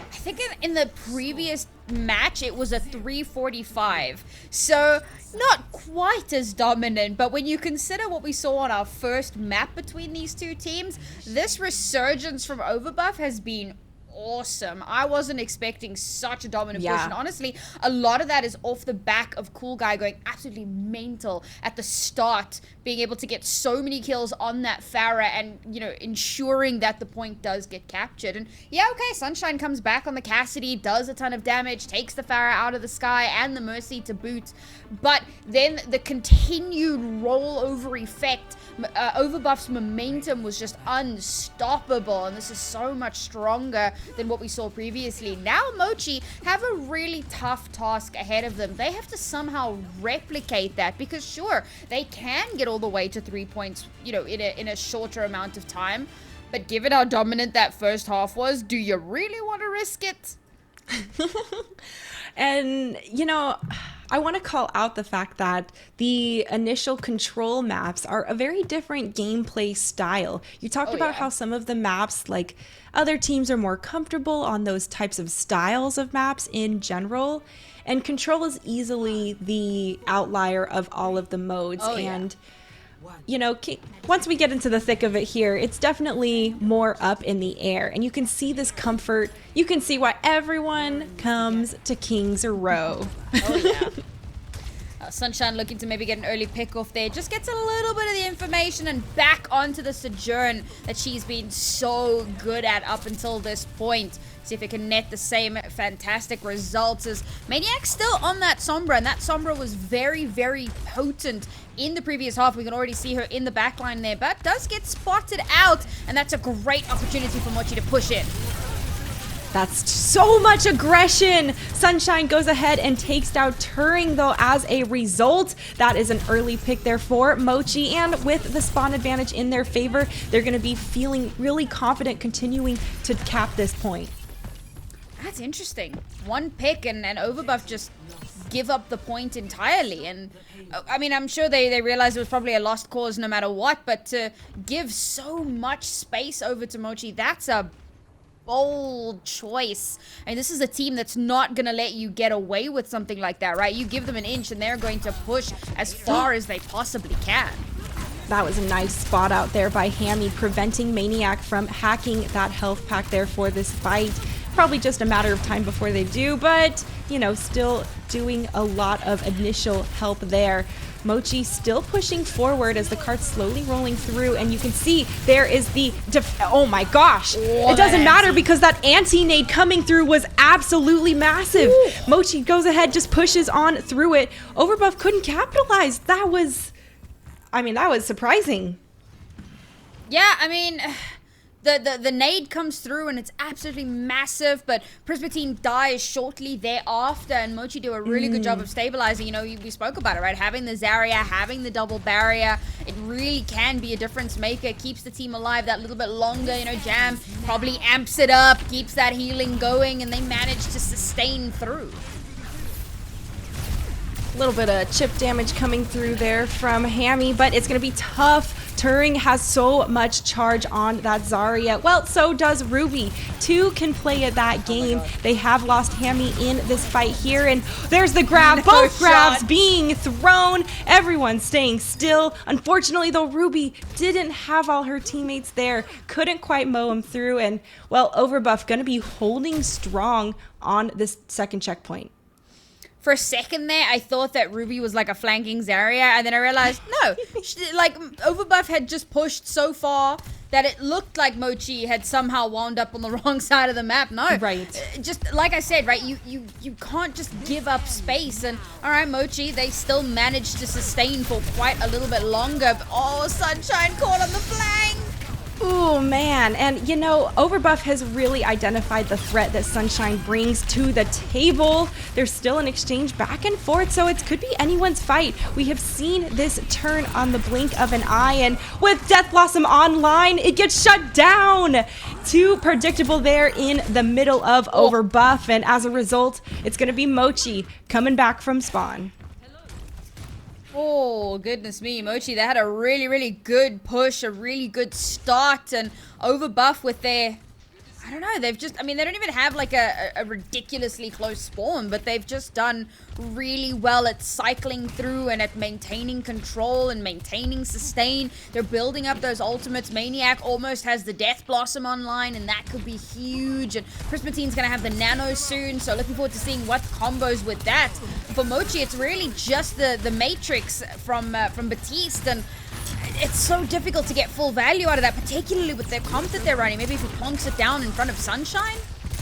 Okay, an interesting decision there to go ahead and kick or pop the Ant Matrix there, but still fighting it out here in this small room. To be honest, I would love to see both teams go ahead and reset. That's 2 picks from Sunshine. This could be, you know, a bit of an opportunity for them to just regroup.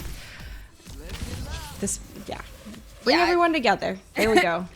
I definitely have some questions on that engagement. So, I mean, clearly Mochi do get the value out of the Ant Matrix, but it was really in an odd place. And then the, Death Blossom came out as well. And it was also in a really tight spot there. And now again, like this instant re-engage without any time to relax. And somehow it's Overbuff that come out on top of that. And that kerfuffle, the 2 Zarya's right in each other's faces, bubbles back and forth, trying to keep their teammates alive. And somehow they stop Mochi from capping point. I mean, this has just been so hotly contested.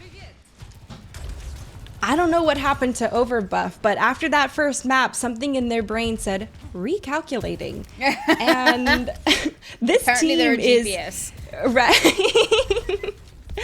Right. You have taken an alternate route. And this one's leading to a lot more success. Overbuff here, we see Safrona has the sound barrier ready once again to receive Mochi. And, well, with Hammy already off the board, that's a horde of damage unavailable for Mochi to even engage on. A nice kill there onto Turing is going to go ahead and reset the amount of power and charge they have. That could be an opportunity for Ruby to get ahead a little bit in that game. A sound barrier committed here by Overbuff. That means they're getting aggressive. There are no survivors to be left, and, well, they don't want Mochi to take any more space. Holy heck, that got really stressful. See Mochi try and take a little bit of that space there, but Ruby pushed up so far forward, not a lot of support from her team, and unfortunately she gets taken down. But now they have regrouped, 10 seconds left to try and get this cart moving. They have to take some space. They've got the coalescence available, but that's just about it. That will get popped. Can they make it work?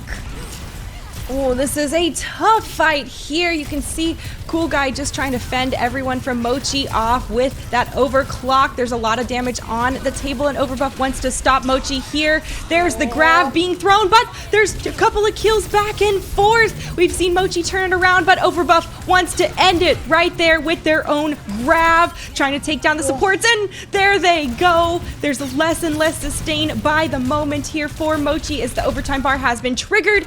There it is, another kill on the board, and honestly, when all hope was lost, second checkpoint capped. Oh, a little close for comfort there, but only 1:20 to get this cart to that third point. Overbuff now have the massive spawn advantage, and on top of that, they have a time advantage as well. Mochi have a huge uphill battle ahead of them, and Overbuff, look at this. I mean, they're close to another Death Blossom again. Safrona should be able to build up that sound barrier relatively quickly as well. But that's a good early pick-off, and they press the advantage. Is this the momentum that Mochi needs to go ahead and just push on through to the third point? They're already at a significant time deficiency, Sam. So little time to play with here. They do have a little bit of an advantage here. Okay, Cool Guy pulling out the Widowmaker. Gonna try and get a couple of picks off. Nope, doesn't manage to get anything done there. So the Gengu has come out to play.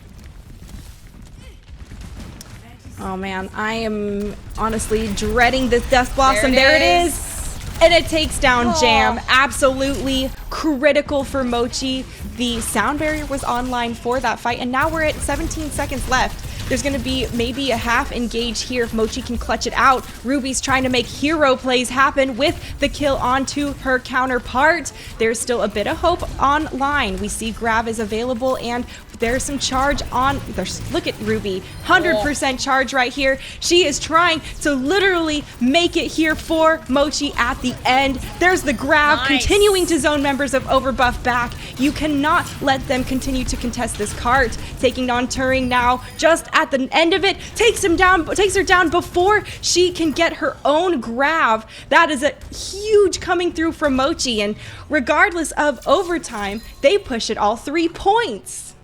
Honestly, that was one of those massive Hail Mary attempts, and somehow able to push all the way through to the end. The Zarya 100% charge spawn grab is strong, and they managed to buy just enough time to roll that cart all the way to 3rd point. But as mentioned, they have a huge disadvantage here. Overbuff, I don't know if Mochi are going to be able to stem the tide here. I think that we are looking at a potential 3rd map, if I'm going to be honest with everybody here today. I think that Mochi have a huge task ahead of them, and just what they are going to be able to bring to the table, I'm not sure that it's going to be enough. I don't think, you know, given how the last round went, it just feels like they've kind of hit a bit of a wobble since the first map. Well, we mentioned Control is a very different style of gameplay, so they might be more comfortable on that. Or the, less ideal option is that they saw what happened round 1 and maybe relaxed a little bit moving into King's Row, where, once again, everyone feels comfortable at King's Row. That's all it takes to really capitalize. Underestimate your opponent and, well, they can really run away with the snowball, which is exactly what you want to do, especially when you get closer to those tough checkpoints. It's only going to be one. Oh, again? Jeez, are they going to be ready for this? So much damage. Like this. They do have Sunshine on the Sojourn, though, so if anybody can stem the tide, it's going to be her. The damage boost all the time here for Cool Guy as well. He's taken down. She's taken down. That was massive. Huge plays coming through from Mochi's defense. This is fantastic. This is what we needed to see. But of course, this time around, they expected the Pharah. So of course, they bring out the Sojourn. So that was the big disadvantage they had previously. And okay, they did immediately swap onto the Cassidy, but by that point, they'd already lost the point. This time around, however, they expect it. They have that hit scan available, and they shut it down. They slow it down massively. Now, this is where the big question mark's going to start to come in. How does Cool Guy adapt to this? We got Maniac over on the Sombra as well. We had a couple of DPS flips, but now they've seemed to have settled on the Pharah Sombra combination. And, well, like I said, it's still only 1 tick needed. There's 2 minutes now left on the clock, and, well, a little bit of a pattern seems to have emerged with Cool Guy being the first one pick. And, geez, you said it earlier in the match. Sunshine took down both the Mercy and the Pharah, and, Mochi couldn't quite handle the fight, but this time Sunshine's just taking him down right out of the gate. Can you imagine if Mochi completely shut them out here? If they deny Overbuff from even getting 1 tick after such a strong start to this map? Overbuff definitely going to be feeling the pressure here. That is the Amp Matrix coming through here from Army, and 2 picks already. It's still a chance here for Mochi to hold this defensive point, and the res is successful onto Cool Guy. I am surprised that was not shut down, and he gets 2 kills during the barrage. Sam, that was absolutely disrespectful in their face. I'm not sure what's more disrespectful, the 2-foot barrage or the 2-foot tire. Oh my goodness, that was very, very stressful to watch, but once again, Mochi maintain. They shut down Cool Guy, and of course the race does go through thanks to a very well-timed Zarya bubble, but it doesn't matter because that Batiste has been hitting shots like crazy, but now Sophronia has swapped onto the Lucio. I'm curious. Only Aramari is unhindered by that EMP, but it's not going to be quite enough there to keep their team in this fight. There's still more people getting picked, and Jam gets a kill onto Cool Guy. He falls a little bit too low, and there's another one. Oh my gosh, there was a chance there for Mochi to go ahead and defend that, but as you can see, the lone Safrona goes ahead, takes the win for Overbuff, and that's going to tie up the series. Jeez, one little tick. And to be fair, Mochi did such a good job at trying to burn down that clock. In fact, they came so close to touching point at the very, very last second there. Genji dashes in, but it was just too late. They couldn't contest it. An incredible performance, I think, from both teams here across the board. It has just been super fun to watch, and I can't wait to watch our third map, right? It's going to be Push, and obviously with Mochi having lost that map, they're going to get to pick which map we go on to, and of course this is very much like how we talk about Control is a very, special and specific type of map. Push, of course, being the newest map, definitely also has some very interesting elements that the other maps don't have. And I obviously with Overwatch 2 having just launched publicly, properly, there was of course the beta for quite some time that some people were playing in, but with it now only very recently going public, a lot of these players might not have a ton of experience on Push. So this is going to be a big question mark for some of these teams. I agree with you there, and honestly, I'm excited to be going to one of these newer Push maps, right? We're getting out of the comfort zone here on Control and Hybrid, which of course we've only visited Kings Row so far. But I'm really excited to see what these teams bring to the table.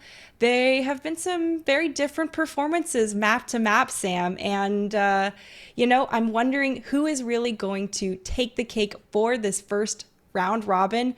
Folks, we'll see you in just a moment when we get back to our third map.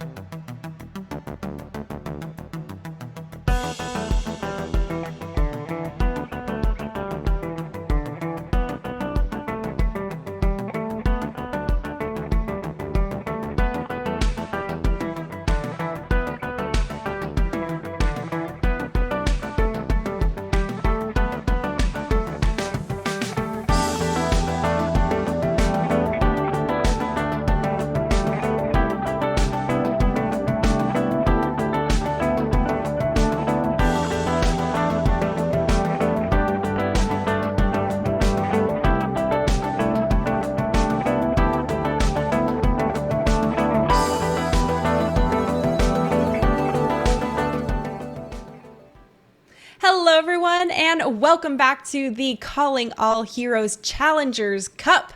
Sam, we're about to move into our match point round here of seeing number one on Overbuff go up against Mochi. And I gotta say, this back and forth has been so exciting to see so far. Yep, and it looks like we may have gotten it wrong. I jumped the gun a little bit. It pushes our tiebreaker, so that's like later on if we get there. We're actually going to escorts. I'm sorry, chat.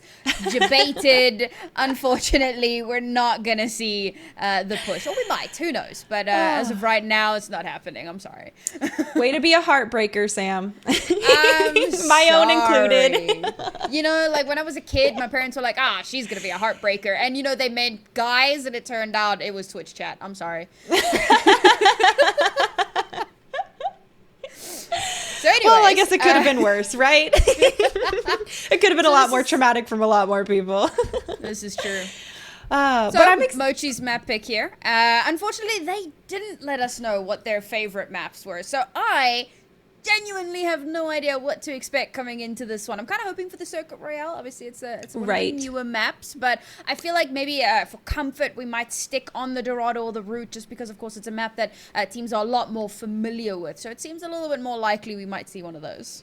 Yeah, well, and with how strong Sunshine has been playing on that Sojourn, I wouldn't be surprised if they really wanted to maybe play Circuit Royale where they had those really long sight lines, or leaned toward, well, there you have it, Dorado. And, well, it has tons of high ground as well. So I'm really expecting to see the Diva come through because, you know, being stuck on that ground floor as a tank is always real rough when you're just soaking up the damage nonstop and you can't even get up there to, you know, give them a little punch or a little pepper damage. Yeah. I think this might be one of those maps where there's a little bit more potential for the Kiriko as well, and for the same reason, right? Like when people are behind walls, or if they're on a high ground, then you're able to just quickly kind of bamf to them, use that shift ability, get into a good position, heal them up, or and wall then, climb. get back. Or wall climb, right? Way to go. Okay, finally we got a support who can wall climb. Man. Do you know that I keep forgetting I have that? I was like streaming Overwatch and I got stuck on a wall and I was like, I can't shift to anyone. And my friend in chat was like, but you can wall climb. I was like, I can wall climb. Yeah. I'm not used to being able to do that. Well, and it's honestly, before Kiriko was a character released, I was always wanting Ana to be able to do that, right? She's so strong, and I don't need her to be able to super jump, but it would be nice if I could, like, you know, Hanzo hop over to the high ledge or just wall up a bit there, or climb up the wall a bit on that front. But looks like Kiriko is the ninja we asked for, and she can do it all. And well, apparently we asked for it and we shall not receive. I suppose the BAP works as well as a beautiful ability to also, you know, hop up into tough spots. Mochi, however, opting for the Zen, and I quite like the Zen as much as it is.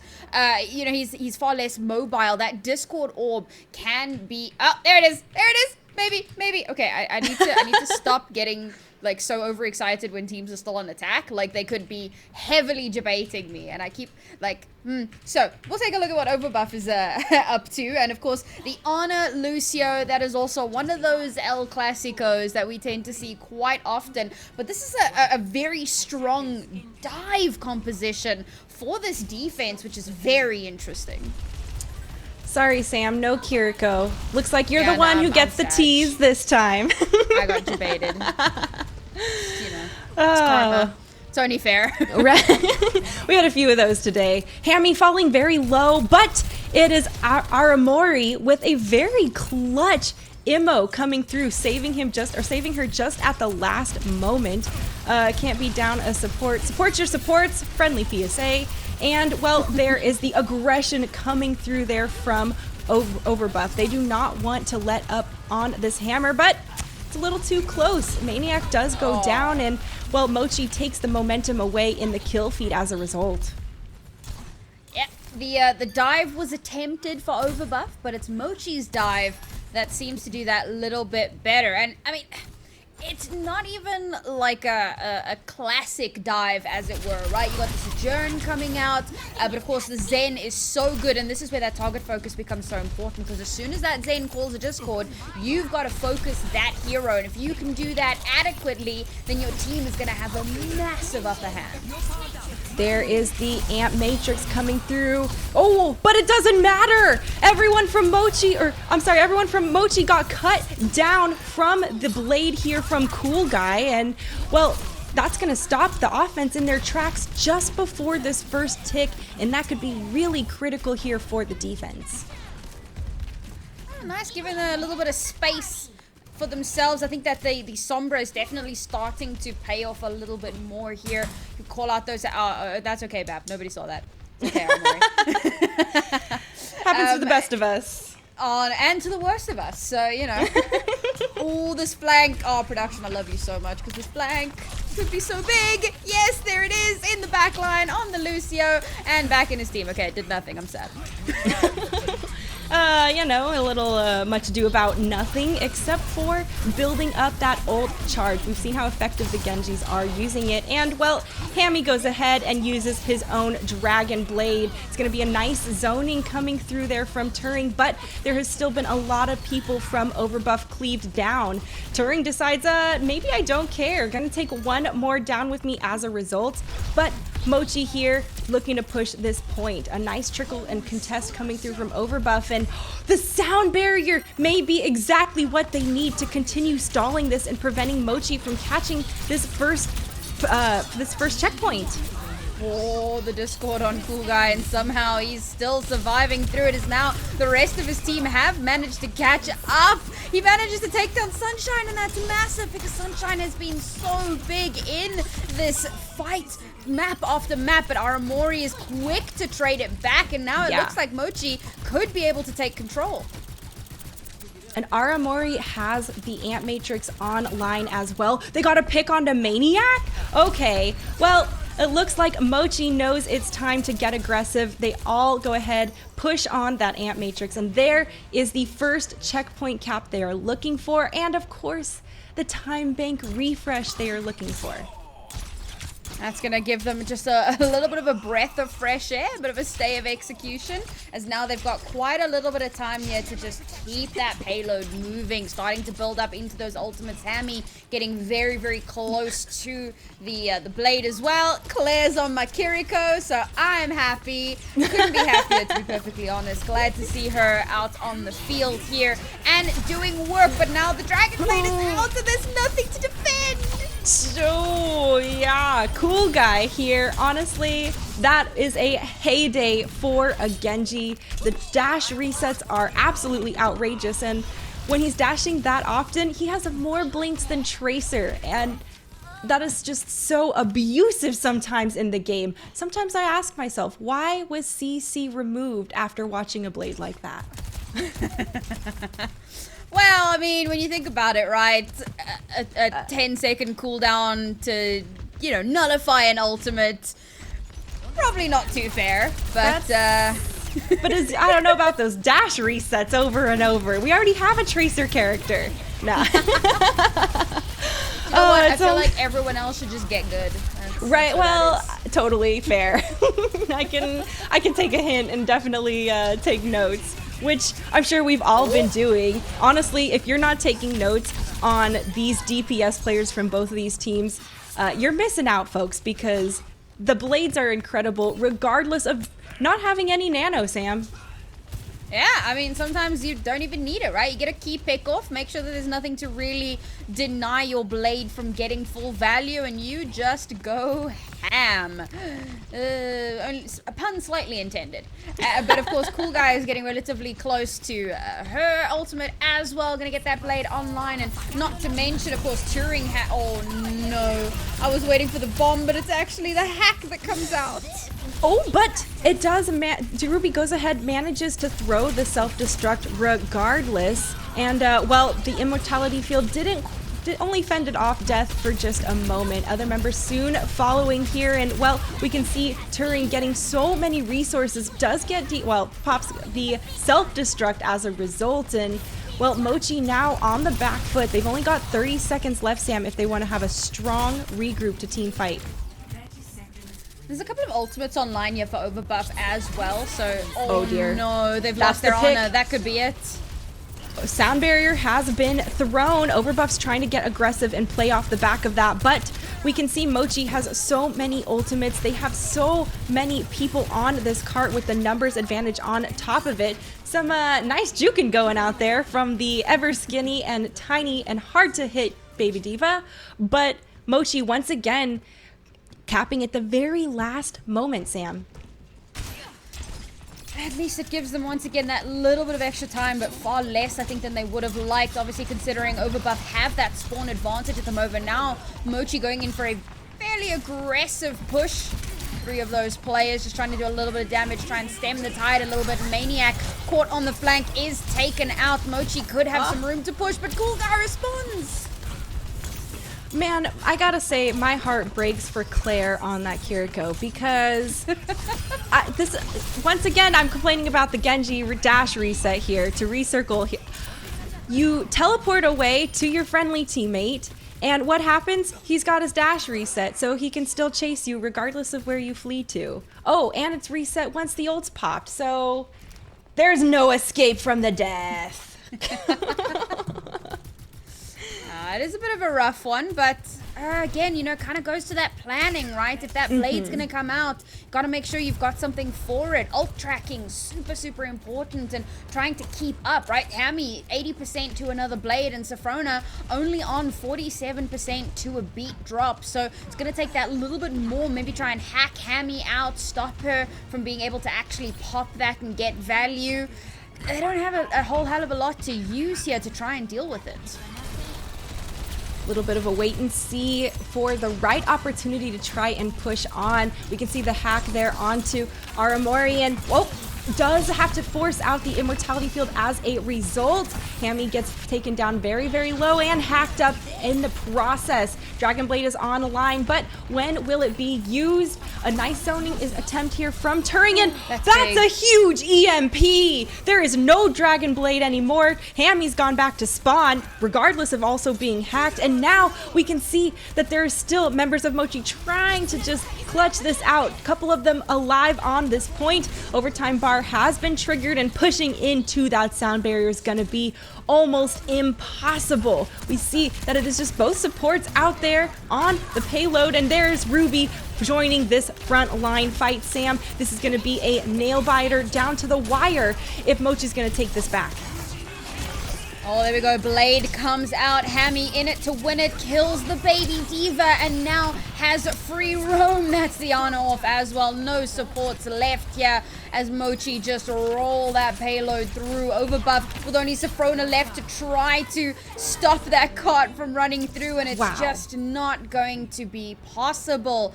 They make it in overtime, but they make it. They get that 3rd point push, and if they can mount a strong enough defense, it could be enough. I am really excited to see the defense that Mochi brings to the table, because it needs to be very different from what we saw on King's Row.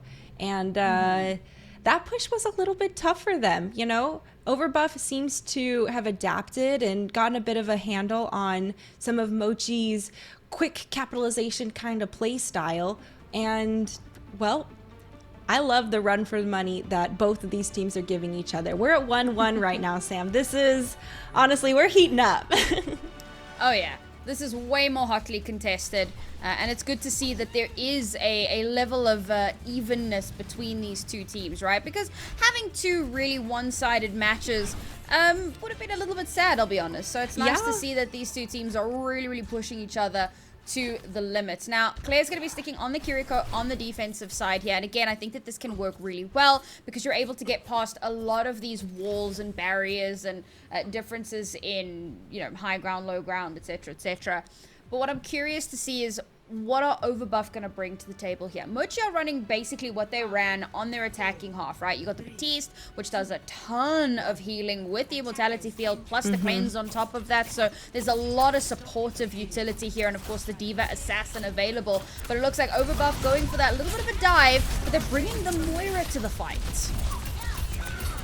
Oh my goodness, Overbuff absolutely just relentless here on this opening front. They go for the hack onto Aramori in the back, get the kill, and from there everything on Mochi just collapses and falls into place for Overbuff to keep on pushing through.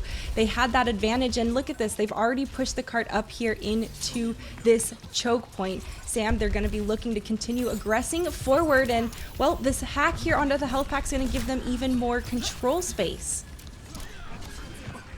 This is such a strong initial push here, and oh, there you go. That's delayed spawn is Claire. It's going to take her a while to get back to the rest of her team here. Oh, Overbuff just not giving any space, but Turi could be in a little bit of danger. She gets out with her life. That's huge.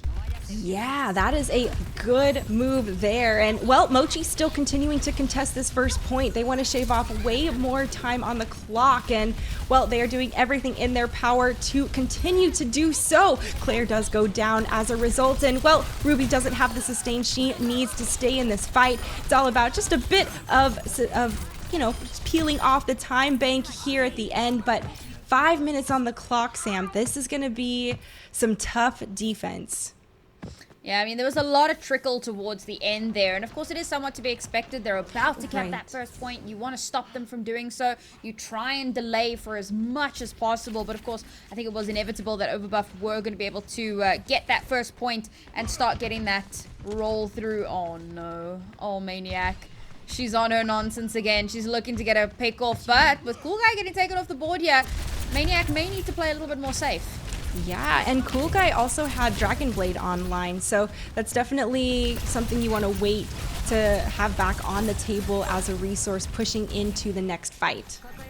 It's a good time taking off the clock, though, for Mochi. I mean, bearing in mind, Mochi have so many ultimates online. Yeah, they've also brought out the Soldier to complement Sunshine on the Sojourn, but Turing, the Diva Assassin, will take Hammy straight off the board. But again, like, that didn't take an ultimate off the board. It took a player off the board. And oh, that EMP. 4 out of 5 people on Mochi clipped. And, well, that means there's 3 of those ultimates unavailable during this fight to receive any of this damage. Hammy does go ahead, get that pick there onto Cool Guy in the back. But Mochi looking to regroup here and try and hold before the second checkpoint. Oh, but that's given Overbuff the time to build up some ultimates of their own. Maniac, no, I thought she got away, but taken down at the very last second. The Coalescence to just try and help keep that sustain going a little bit longer, but Mochi continue to re-aggress. That's the sound barrier reinforcing Overbuff here on this fight. Cool Guy goes ahead and throws the Dragon Blade into the heart of them as a result, and there's a kill onto Turing from the self-destruct. Mochi looking to hold this defensive point here and just fend off Overbuff right here at the last point. Oh, I mean, they still have 3 minutes. This is the really crazy part. Like, there is so much time still to push, but they burnt everything in that last engagement. To be fair, so did Mochi. Like, every ultimate in the game was just about used. Hammy still holding on to the tack visor, so that's available for the next engagement. But bearing in mind, Overbuff will now have nothing to deal with it. They're going to have to play line of sight.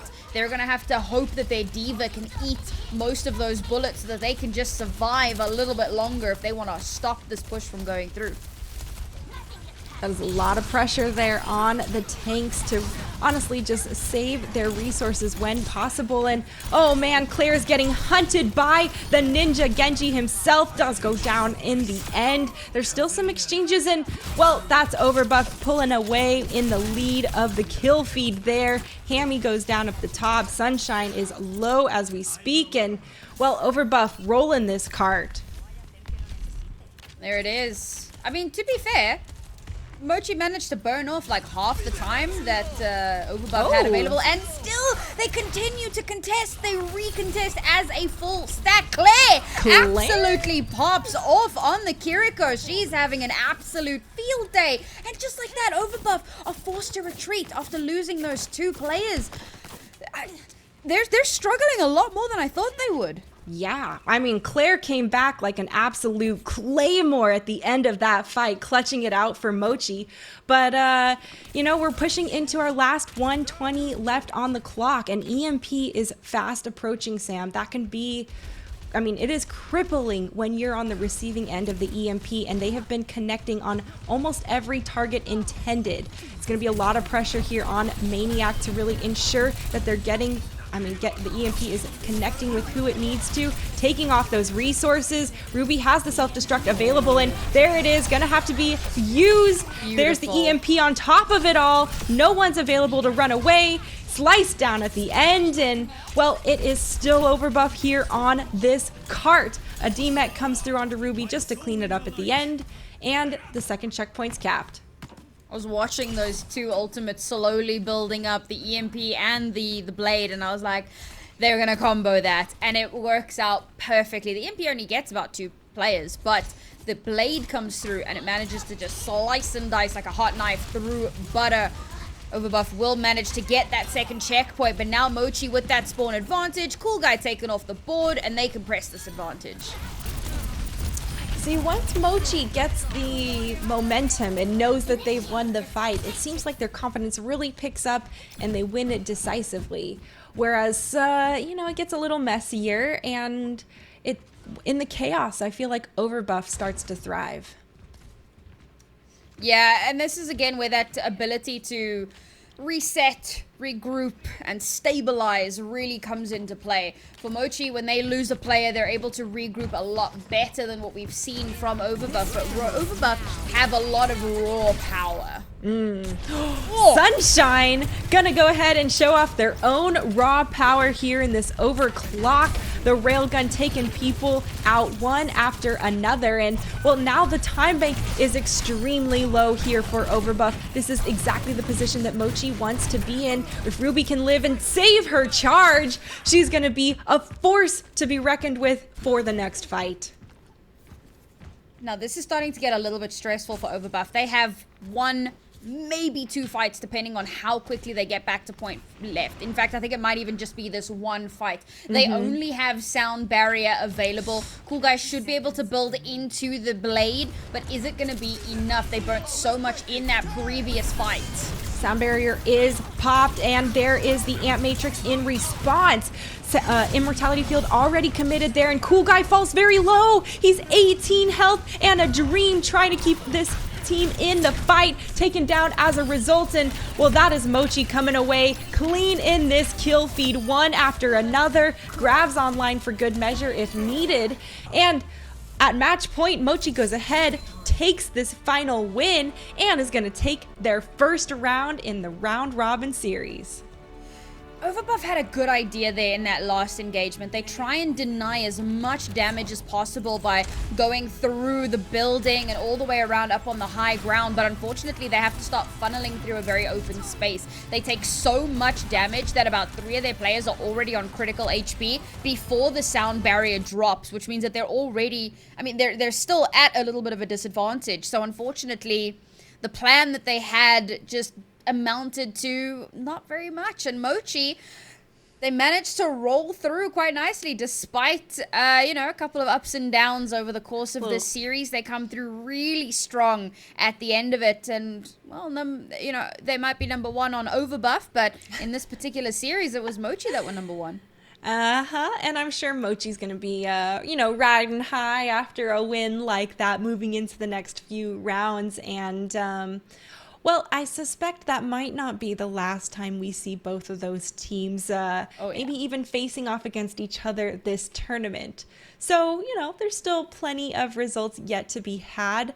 It was really nice to see the adaptations coming through, though, from both sides, right? All 3 very different maps and, honestly, gameplay tempos overall. And I loved seeing that pharmacy come through and really catch Mochi off on their back foot there during King's Row. But that defense they brought out there for Dorado at the end, that's offense sells tickets and defense wins games. There's your example. Wow. Honestly, I think that, speaking about the the ability for these players to flex onto different heroes and to be able to play them to that same kind of level, the variety, the versatility, it's such an important and key aspect if you want to be able to reach those higher echelons of top tier play. And we're already starting to see sparks of that here between some of these two teams. And bearing in mind, we kind of spoke about this a little bit earlier, but these were two teams that participated in the Empowerment Cup earlier this year. They came tied Right. third, fourth, both of them, and we can actually see now how pretty evenly matched they were then and now as well. So it's nice to see that they've kind of continued to maintain that strength or improve on it, and keep growing and keep competing. And like you said, I don't think that this is going to be the end for them. I think there's a very good chance we'll see both of those two teams in the playoffs on Sunday. Yeah, I gotta say I'm really happy to see that, these teams are transitioning so easily from Overwatch 1 to Overwatch 2. There Yeah. were a lot of significant reworks, changes, and honestly, the game was kind of rebooted with only one tank now in the mix. And our highest ranking players, our best teams that have the most synergy and that are actually bringing the value to the table, they're the ones that adapted really fast to this, new type of Overwatch that we're seeing played. And it's really refreshing. And honestly, there can only be more improvement from here. And we're still so early into, the lifetime of Overwatch 2. Yeah. I think that there's still also a lot of learning to do. Obviously, most of these teams, they're not masters of the new game, just yet.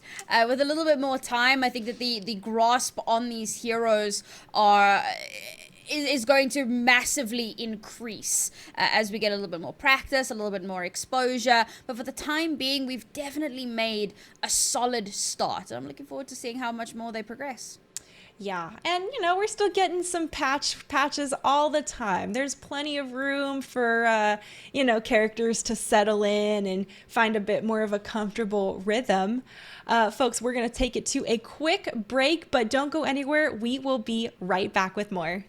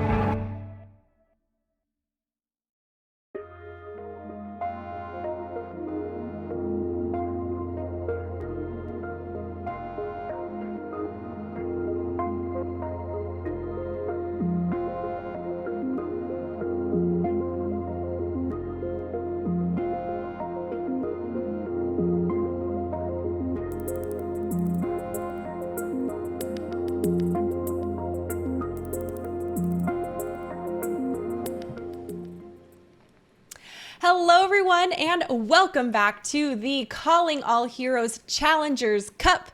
For those of you just joining us, we are starting off our one of two qualifiers here, and we are in the midst of our third matchup of the day. Sam, we've had some quite some back and forths across the board so far.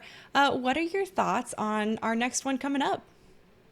Yeah, I'm a little bit interested to see it myself. Obviously, our first match was not as close as we would have wanted. It was a little bit one-sided, but our second match was incredible to watch. So back and forth. I don't think either of us really expected just how closely contested it was going to be. Now, as we come into our third game, you do more or less expect it to be, you know, somewhat similar.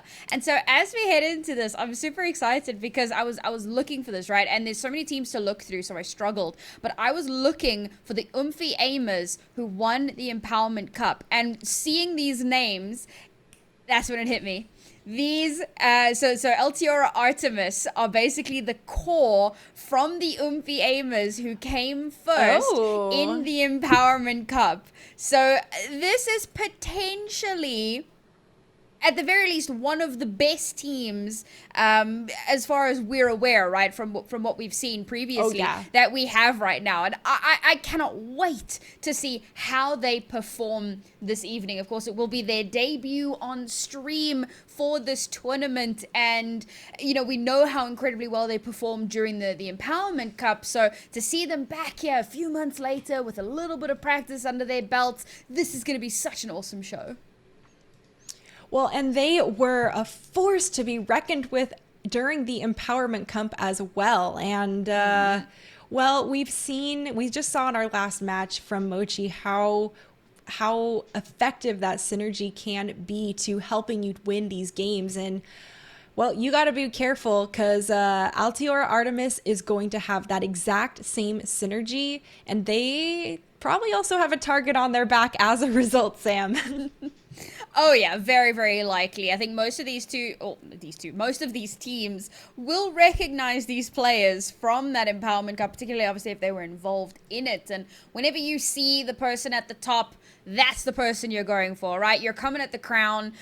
You're not here to just play around. You know, maybe some teams are here for, you know, experience and you know, what they can learn from it. But for those higher tier teams, the teams that are really looking to take this to the next level, they want to take that crown away. So looking forward to seeing how they do that. And of course, the team that's going to be taking their first shot, at the very least on stream, is going to be Nightshade. And this is an interesting one for me because we don't have as much information on this team, right? They're a little bit of a dark horse here. We don't really know what to expect from them, and I'm wondering, you know, how much they're going to be able to push back against a team that we know is so good, like Artemis.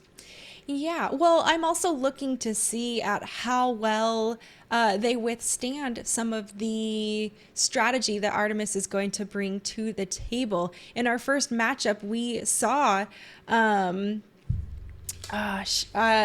we saw both teams facing off, right?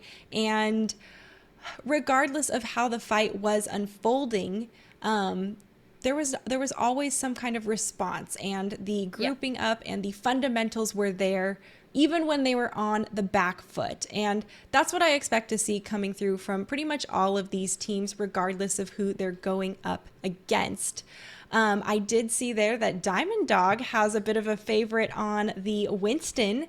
So we might see a bit of a change of pace, maybe on their attack or their strategy around that comfort level or maybe that preferred pick. You know, juggling mechanics are tough. And if she's mastered that, then really big hats off to you there. Well, I saw somebody pick the Mercy, and that just made me happy because I love Mercy. Rain or shine, no matter what the meta, if it was goats, I'd be playing Mercy. I was one of those players. Yes, I know you all hated me, but I love Mercy. You know, it has to be said. I know that I'm kind of betraying her a little bit these days with the Kiriko, but you know, Mercy is my first love. Always will be. A little eye candy from the other supports. I can relate. Yeah. You know, sometimes you gotta like branch out a little bit, explore, and then you come home, right? Come home to the Now, Mercy. since you're a big Mercy fan, I have to ask you, right? Are you a witch or a mage person? Neither. Hello. Valkyrie, Sigrun, okay? Oh, We go okay. like full What a Viking nice on it. change of pace. I love Yeah, it. like witch mage, please. Pfft. You know, it's either one of the Valkyrie skins or it's gonna be like Pink Mercy. You know, That's fair. Yeah, a little bit polarizing, but that's where I kind of sit on the Well, spectrum. Pink Mercy is a whole different ball game, and Honestly. actually, I might get mine back since we can reconnect. We can link our accounts. Oh, yeah. My OG Xbox account still has that skin. That'd be nice to have on PC these days, as I mean, it was an incredible opportunity to help support breast cancer awareness. So it's Yeah. a very fond memory in the community as a whole. And you know, hopefully we see more of that type of stuff and partnerships coming up Yeah. with Overwatch 2. We're already here for the marginalized gender community, and I see no reason not to take it to the next level. 100%.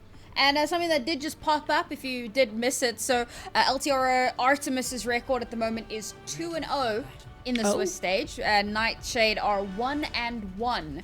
So having a little bit of a struggle there. They did lose one of their matches, but Artemis, as we probably would have predicted, just steamrolling through the competition for right now. We'll see if that continues along here. I'm waiting for the barriers to go down. I never know how much I should believe what I see on the screen before the game actually starts. There you go. Changes start to happen. Elam is not playing Doomfist. It's going to be Zarya, and of course complemented by Wiz's Zarya. Now, Wiz is in the middle, and that just confused my brain. Dear. I was like looking at Diamond Dog, and I'm like, what? That's not a tank. Yeah, well, and it looks like that is honestly quite unexpected all around. We saw that on the lineup earlier, but Artemis doesn't care. They have this in the bag, and well, it doesn't matter who you're rolling out on or which role. They're just gonna take that point. I mean, wow, quick as you like. Honestly, just rolling straight through, dominate the competition. You know, leave one person on the point just to cap it over, and the rest do choke patrol and just do not allow Artemis to push through. Immediately, Rose is taken off the board there. That's Sojourn, just such a powerful hero. Man, I feel bad for anyone trying to push into these Sojourns, because the railgun shots have been on point for pretty much every single match, and the amount of quick damage that rolls through, just taking you out of the fight in the blink of an eye, is crippling for your team. It keeps happening. Bun is consistently getting these picks, Sam, and I don't know how to put pressure on them. Look at that, 98% to overclock. Yeah. Bun has been terrifying, honestly. I feel like that's been a bit of a theme with our Sojourn players across the board here. Just consistently being an absolute menace to the enemy team. And, I mean, you just look at the ult charge between Bun and Diamond Dog, just absolutely lapping the competition. Yeah. Oh my gosh. Look at that.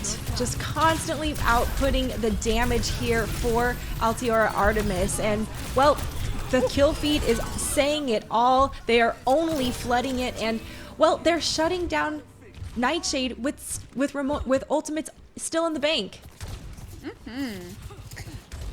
That's a lot of time to spare as well. Oh, geez, slowly ticking away. Nightshade. Oh, that's big. They've taken Bun off the board. Finally getting a little bit of an opening here. Can they press it? Oh, and pushing straight into the Kitsune rush. That is honestly big trouble. They threw the grab for good measure, so no one could escape from HK's blade. 99%, and that's going to be a clean map take there for Altiora Artemis.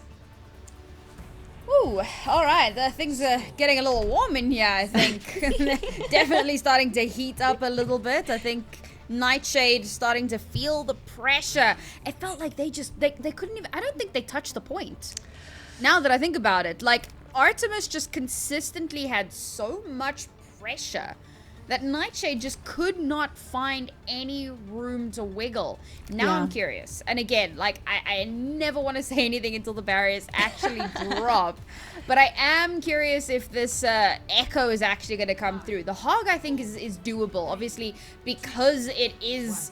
there is potential for hooks, and yes, it looks like Wiz is in fact going to roll out on the Hog. Ilum kind of hovered on it just to troll us a little bit there, but is on the Zarya instead. And yes, the Echo has come out as well. That's quite a bit more damage for this Artemis roster. I like seeing Elam here on this Zarya for Artemis. Going to be looking to really build that charge and be a nasty presence on the front line. Not too much pressure being put on Bun here in the sky quite yet, but she is staying out of the way of those hit scan characters. Knows that there's that, well, that's going to be her weakness as the Echo. HQ just goes ahead and, well, takes care of any potential threats. Everyone from Artemis can just hang out for a moment. Just hanging out, you know, we're chilling, we're vibing. They've, you know, once again, cleanly and dominantly taken control of that point, and now they can just let that start to tick away. And I honestly think that yeah, I'm glad to see that Wiz has swapped off of the Hog, because I think that it was feeding a lot of charge into Elam. As much as you can get those hooks, if you're playing into that Zarya, if you're allowing her to consistently get so much charge, then better to swap off. Yeah, with Bun on the Echo too, that is a sticky haven for them charging up that duplicate onto such a big character like Roadhog over and over again. That duplicate is close to being ready, but so is the Dragon Blade, and both of these DPS have been really effective when they have their ultimates online. Oh, fun. Whether it's a projectile, a hit scan, doesn't really matter. Just seems to be ahead of the curve a little bit yet. All of this chip damage slowly pushing through. And there's the cleanup from HK. The aggressive push into their spawn. The disrespect. But no overzealousness, right? You push it a little bit and you pull back. Don't waste time. Don't, you know, get overly aggressive. Don't get overconfident. Pull back. They know they've got a little bit of time to work with here. And Nightshade, I mean, they haven't even been able to pull up ultimates yet. They're just consistently getting pushed back. That Artemis don't even have to worry about this next engagement. I love that discipline we saw from Artemis, not overextending in general.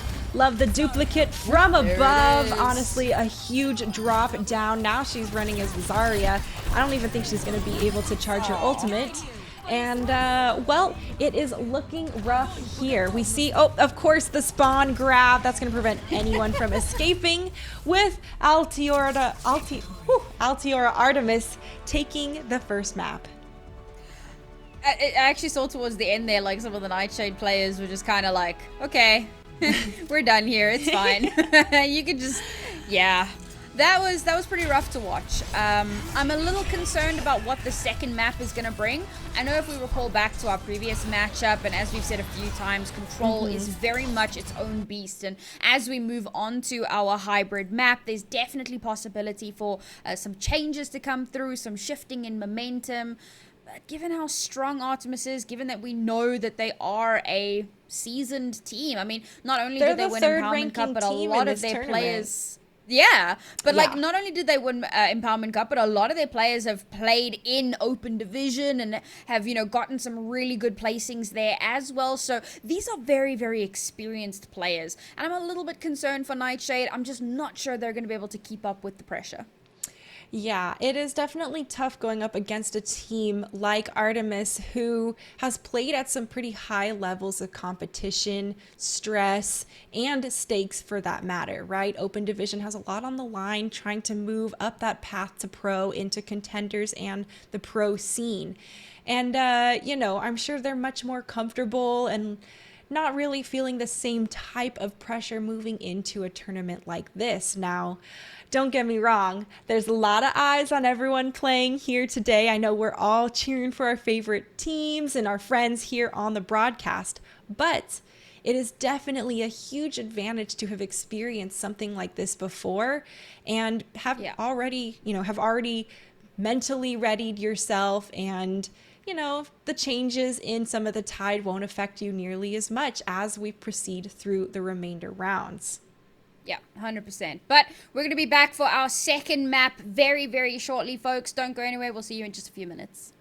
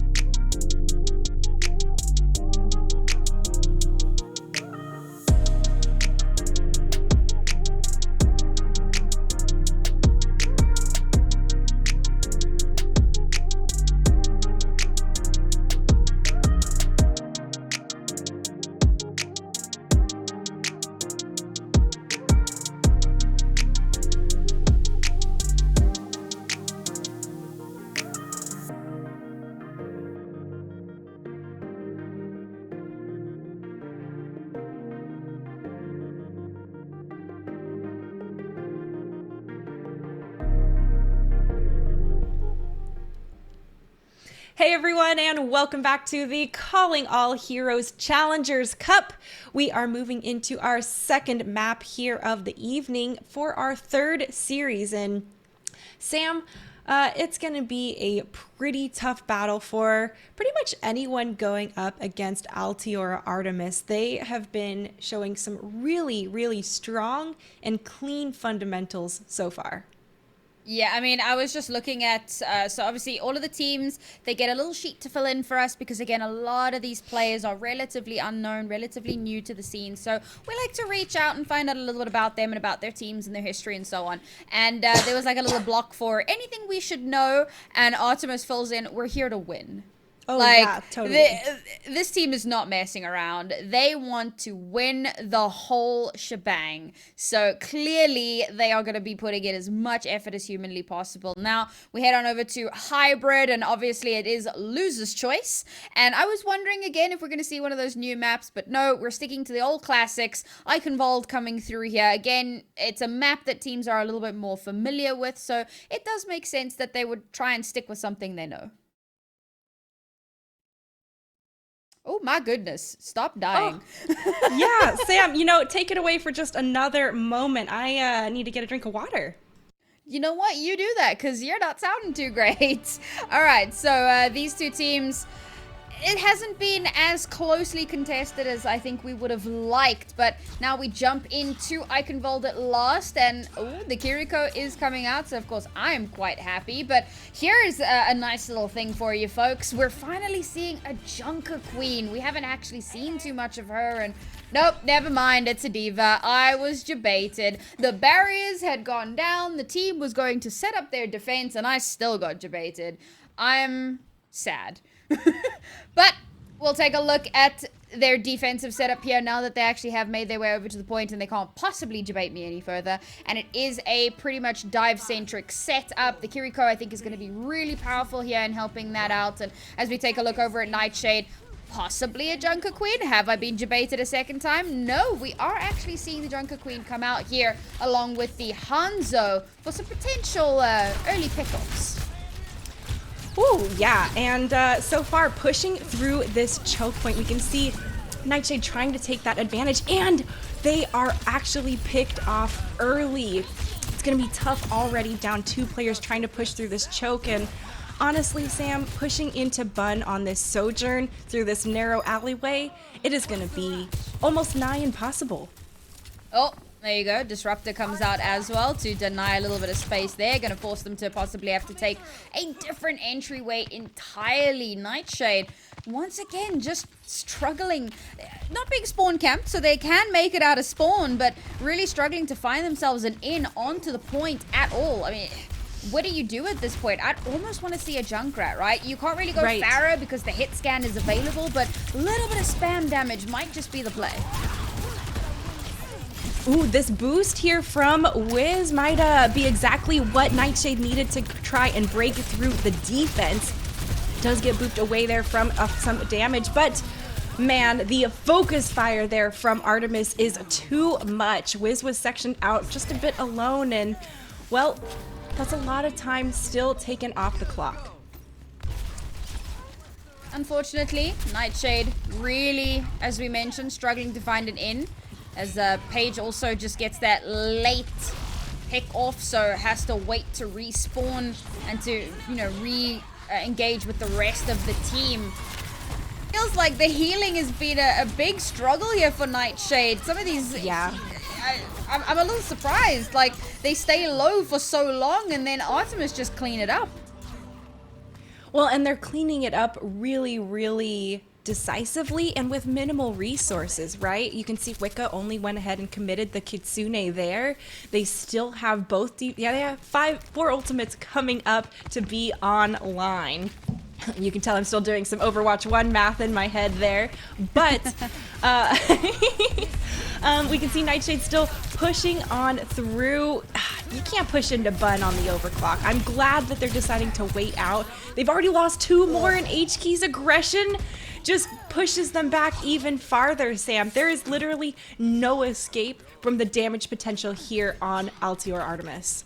Yeah, honestly, it does feel a little bit like bullying at this point. And there you go. One more kind of late pick off. Oh, Paige was just chilling in the middle of no man's land. And H-Key will also pick her off, take him off the board. And now Nightshade again have to wait for another player to respawn. Now, they have managed to build up quite a few of these ultimates. Oh, no. Okay. Nice. Nice little claims coming through there. But the assassin Lucio is in it to win it. Wow! Oh, this is a heyday here for Autumnly. This is absolutely a fun time for her. Look at this. Absolutely killing it here on this Lucio. And Artemis is giving them the resources to just have some fun and be free with it here. Got Wiz moving over to the Orisa for these last 30 seconds. DPS, well, not DPS, the Cass and Kiriko trying to be sneaky, and 20 seconds on the clock, Sam. Someone's gonna have to touch. These dragons could be the alleyway clear that Nightshade needs. Oh, the dragons come through and tries to create a little bit of space, but Wiz is not getting the healing required. Bun is taken down too. They're slowly slicing through the last few members of Nightshade, not giving them any sort of an ingress point, and that will be the first round done. Not so much as a single tick taken for Nightshade. That is some stellar defense coming through from Artemis, and that shows why they're the number 3 ranking team in this tournament, and also why they won the Overwatch Empowerment Cup, Sam. This is some really beautiful and masterclass type of Overwatch, and you're going to be hard-pressed to find an opportunity to really break through the defense when they're playing this well as a unit. I'm actually kind of surprised that they're only ranked 3rd given their history, but you know what? Sure, fair enough. They're here to prove it wrong, as they said in their own words. They're here to win, so see if they can make that one happen. Now the onus is on Nightshade. All of that pressure is coming down on this team. Oh god, the role swap ups coming through. Rose from the DPS onto the Zarya. Wiz off of the tank onto the Kiriko. Paige off of the Kiriko onto the Sombra. Like, they are trying everything here to just maintain a little bit of presence in this if they can. looking to try and take a slightly more aggressive approach here. They've also got the Junkrat. I'd mentioned that previously for some potential spam damage, but is it going to be enough? There's going to have to be so much coming through to keep Artemis off the point. Little bit of scoping out coming through here from a bunch of members of Nightshade. Wiz gets away, and well, I like seeing this diversity in the members of Nightshade's character pool. All right, not everyone can flex that diversely, and well, Autumn Lee gets taken down for being some of the front line. There is that Lucio.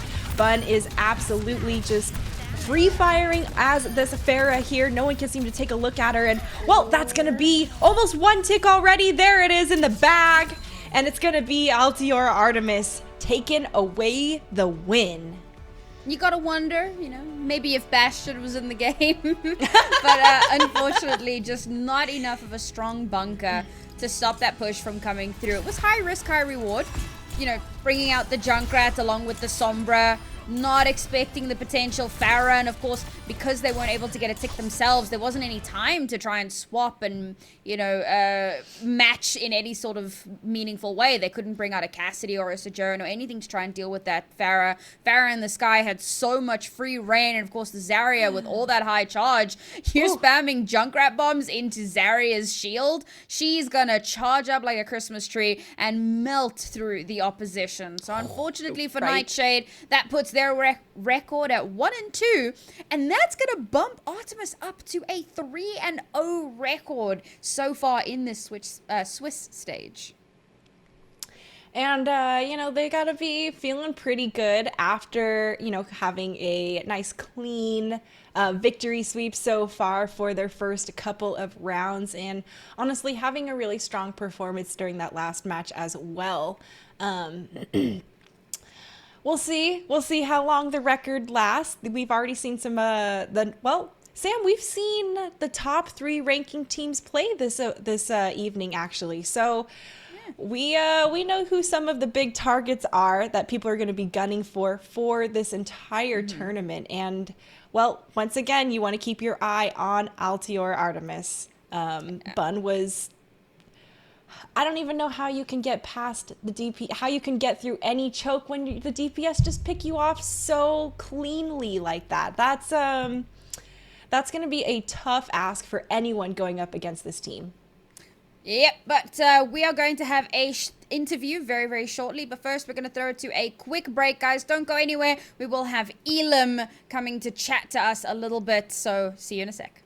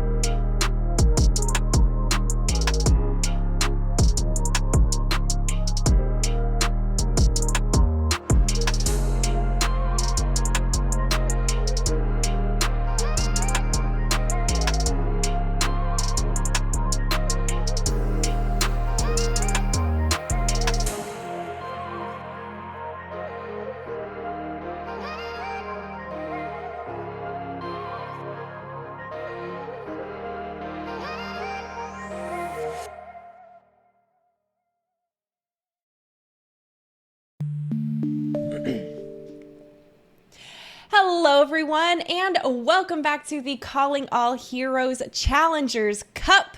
We just finished up our last match of the evening so far. We still have a couple of more round robins for some teams left on the night, and plenty of games moving into tomorrow. Now, we're still trying to see if we're about to get an interview set up with Altiora Artemis. But Sam, do you have any, additional thoughts on that last match, or maybe what you're expecting to see moving down the line for the tournament?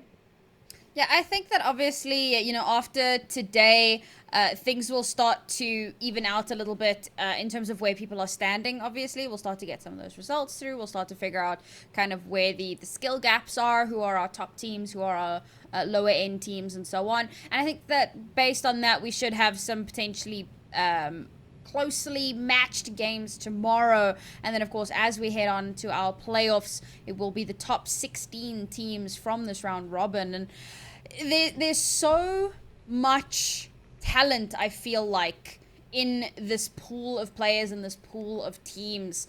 And here you can see our schedule for tomorrow. Again, we've got 3 more games that will be played out. We'll be going live after the Overwatch League, of course. You want to make sure that you watch that. And then when we do go live, you want to just quickly hop straight into our channel so that you can see what's happening here. But there's going to be some really, really good games tomorrow as we start to see, as I say, a lot of these teams start to separate themselves from the rest as we move closer and closer to playoffs. Yeah, and the games are only going to continue to get better from there, especially as all those details are, being dialed in, and the measurements for, how these teams are doing just seem to get a little bit closer and closer with each match as we progress. So we'll have to see exactly, how everything unfolds later on. There's plenty of room to adapt. And, looks like we're actually bringing in our interviewee here from Altiora Artemis. Let's see here. Elam, good. Congratulations on your win and fantastic playing there. Hi, thank you so much. So Good to see you. I'm not good at being interviewed. I apologize beforehand. No, don't worry about it. We're not very good at interviewing, so yeah, that's on us for not prepping you or giving you the right lead-in. But do you have anything on your mind about, the most recent match or being a part of this tournament or what it means to you? I don't know. In general, I'm really excited that there are more events like this. The Overwatch Empowerment Cup was a success as far as I know. I was on the second place team, and I have only improved more since then, so I'm really excited to show people what level I'm at. Yeah, I mean, so you've joined the core of the Ufi Aimers, who obviously won the empowerment. I need to say the first season, but the Empowerment Cup, and obviously, I mean, we can see that the skill level has massively improved. But we got to see a couple of other strong teams as well in number 1 on Overbuff and Mochi a little bit earlier today. So, are there any of these teams that you've looked at that you've thought, wow, this team could be some really strong competition, or do you feel like your team are a little bit of a cut above the rest? I think one of the other Altiora teams, Nimbus, I think it is. I have a few friends on that roster. I think it looks pretty strong. If I had to make a bet who we're going to end up seeing in grand finals, it's probably them. I think number 1 on Overbuff is also kind of a dark horse team. Obviously, they play Mochi, but I think they have some really skilled players and are going to keep going up. Well, I gotta say I respect that you're already thinking in the mindset of when we see them in grand finals. I hear that passive trash talk going through. I respect it. I love it. Do Yeah. you have anything you want to, tell those teams as you're kind of looking to that challenge, or maybe a glimpse into what your team is like looking at that upcoming competition? Um, I think everyone on my team is very skilled and very prepared, and I think we are going to take on whatever team comes at us. I think we'll do pretty good. I don't want to get too ahead of myself, but I'm pretty confident in how we're gonna do. I'm really proud of my team, and I think we're just gonna keep getting better. I love that. I love that mentality. I love that you guys understand that there's still a way to go as good as you are, and you're giving you're putting a bit of respect on the opponents, but still feeling confident in your own skill level. It's a good thing to have. So I guess for me, I just want to know. I love doing this for interviewees, but do you have any kind of shout outs, right? Anyone you want to thank, or anyone that you want to tell that they're awesome, or anything like that? While you have the opportunity, you're here on stream, so go ahead, floor's yours. God, I could say a lot of names. My teammates, of course, Elijah for managing us, Firin for having us in Altiora. I don't know, everyone who's been working on this tournament is wonderful. And I think it can only go up from here. I'm really excited. Nice. Well, we are really excited to see how you guys continue to progress through this tournament. It's very obvious that you've all had a significant amount of growth since the Empowerment Cup, and it was not quite fun for the people trying to attack into your defense, guys. That was a that was a rough run for them. And to be honest, I am really excited to see you guys continue to do that and give a bunch of those other teams a run for their money, Elam. Yeah. I will continue trying my best. I hope to not disappoint. Hell yeah. Oh, far from that. You guys have already done fantastic, and good luck on the rest of your games. And thank you for joining us here, Thank you. for the interview. Thank you so much. Thanks for having me. Aw. All right, folks. Well, that was the last match just for today. Sam, they got plenty more in stock for themselves tomorrow. They'll be covered by Moxie and Dustin. So you guys are going to be in fantastic hands. Yeah, looking forward to it. We did show you that schedule, so you know where to be as soon as the Overwatch League ends. All the action will be here on the same channel. So thank you everybody for joining us. Thank you for being a part of this amazing new inclusivity initiative being brought to us by Play Overwatch. We'll see you all tomorrow. Have a wonderful evening. Much love.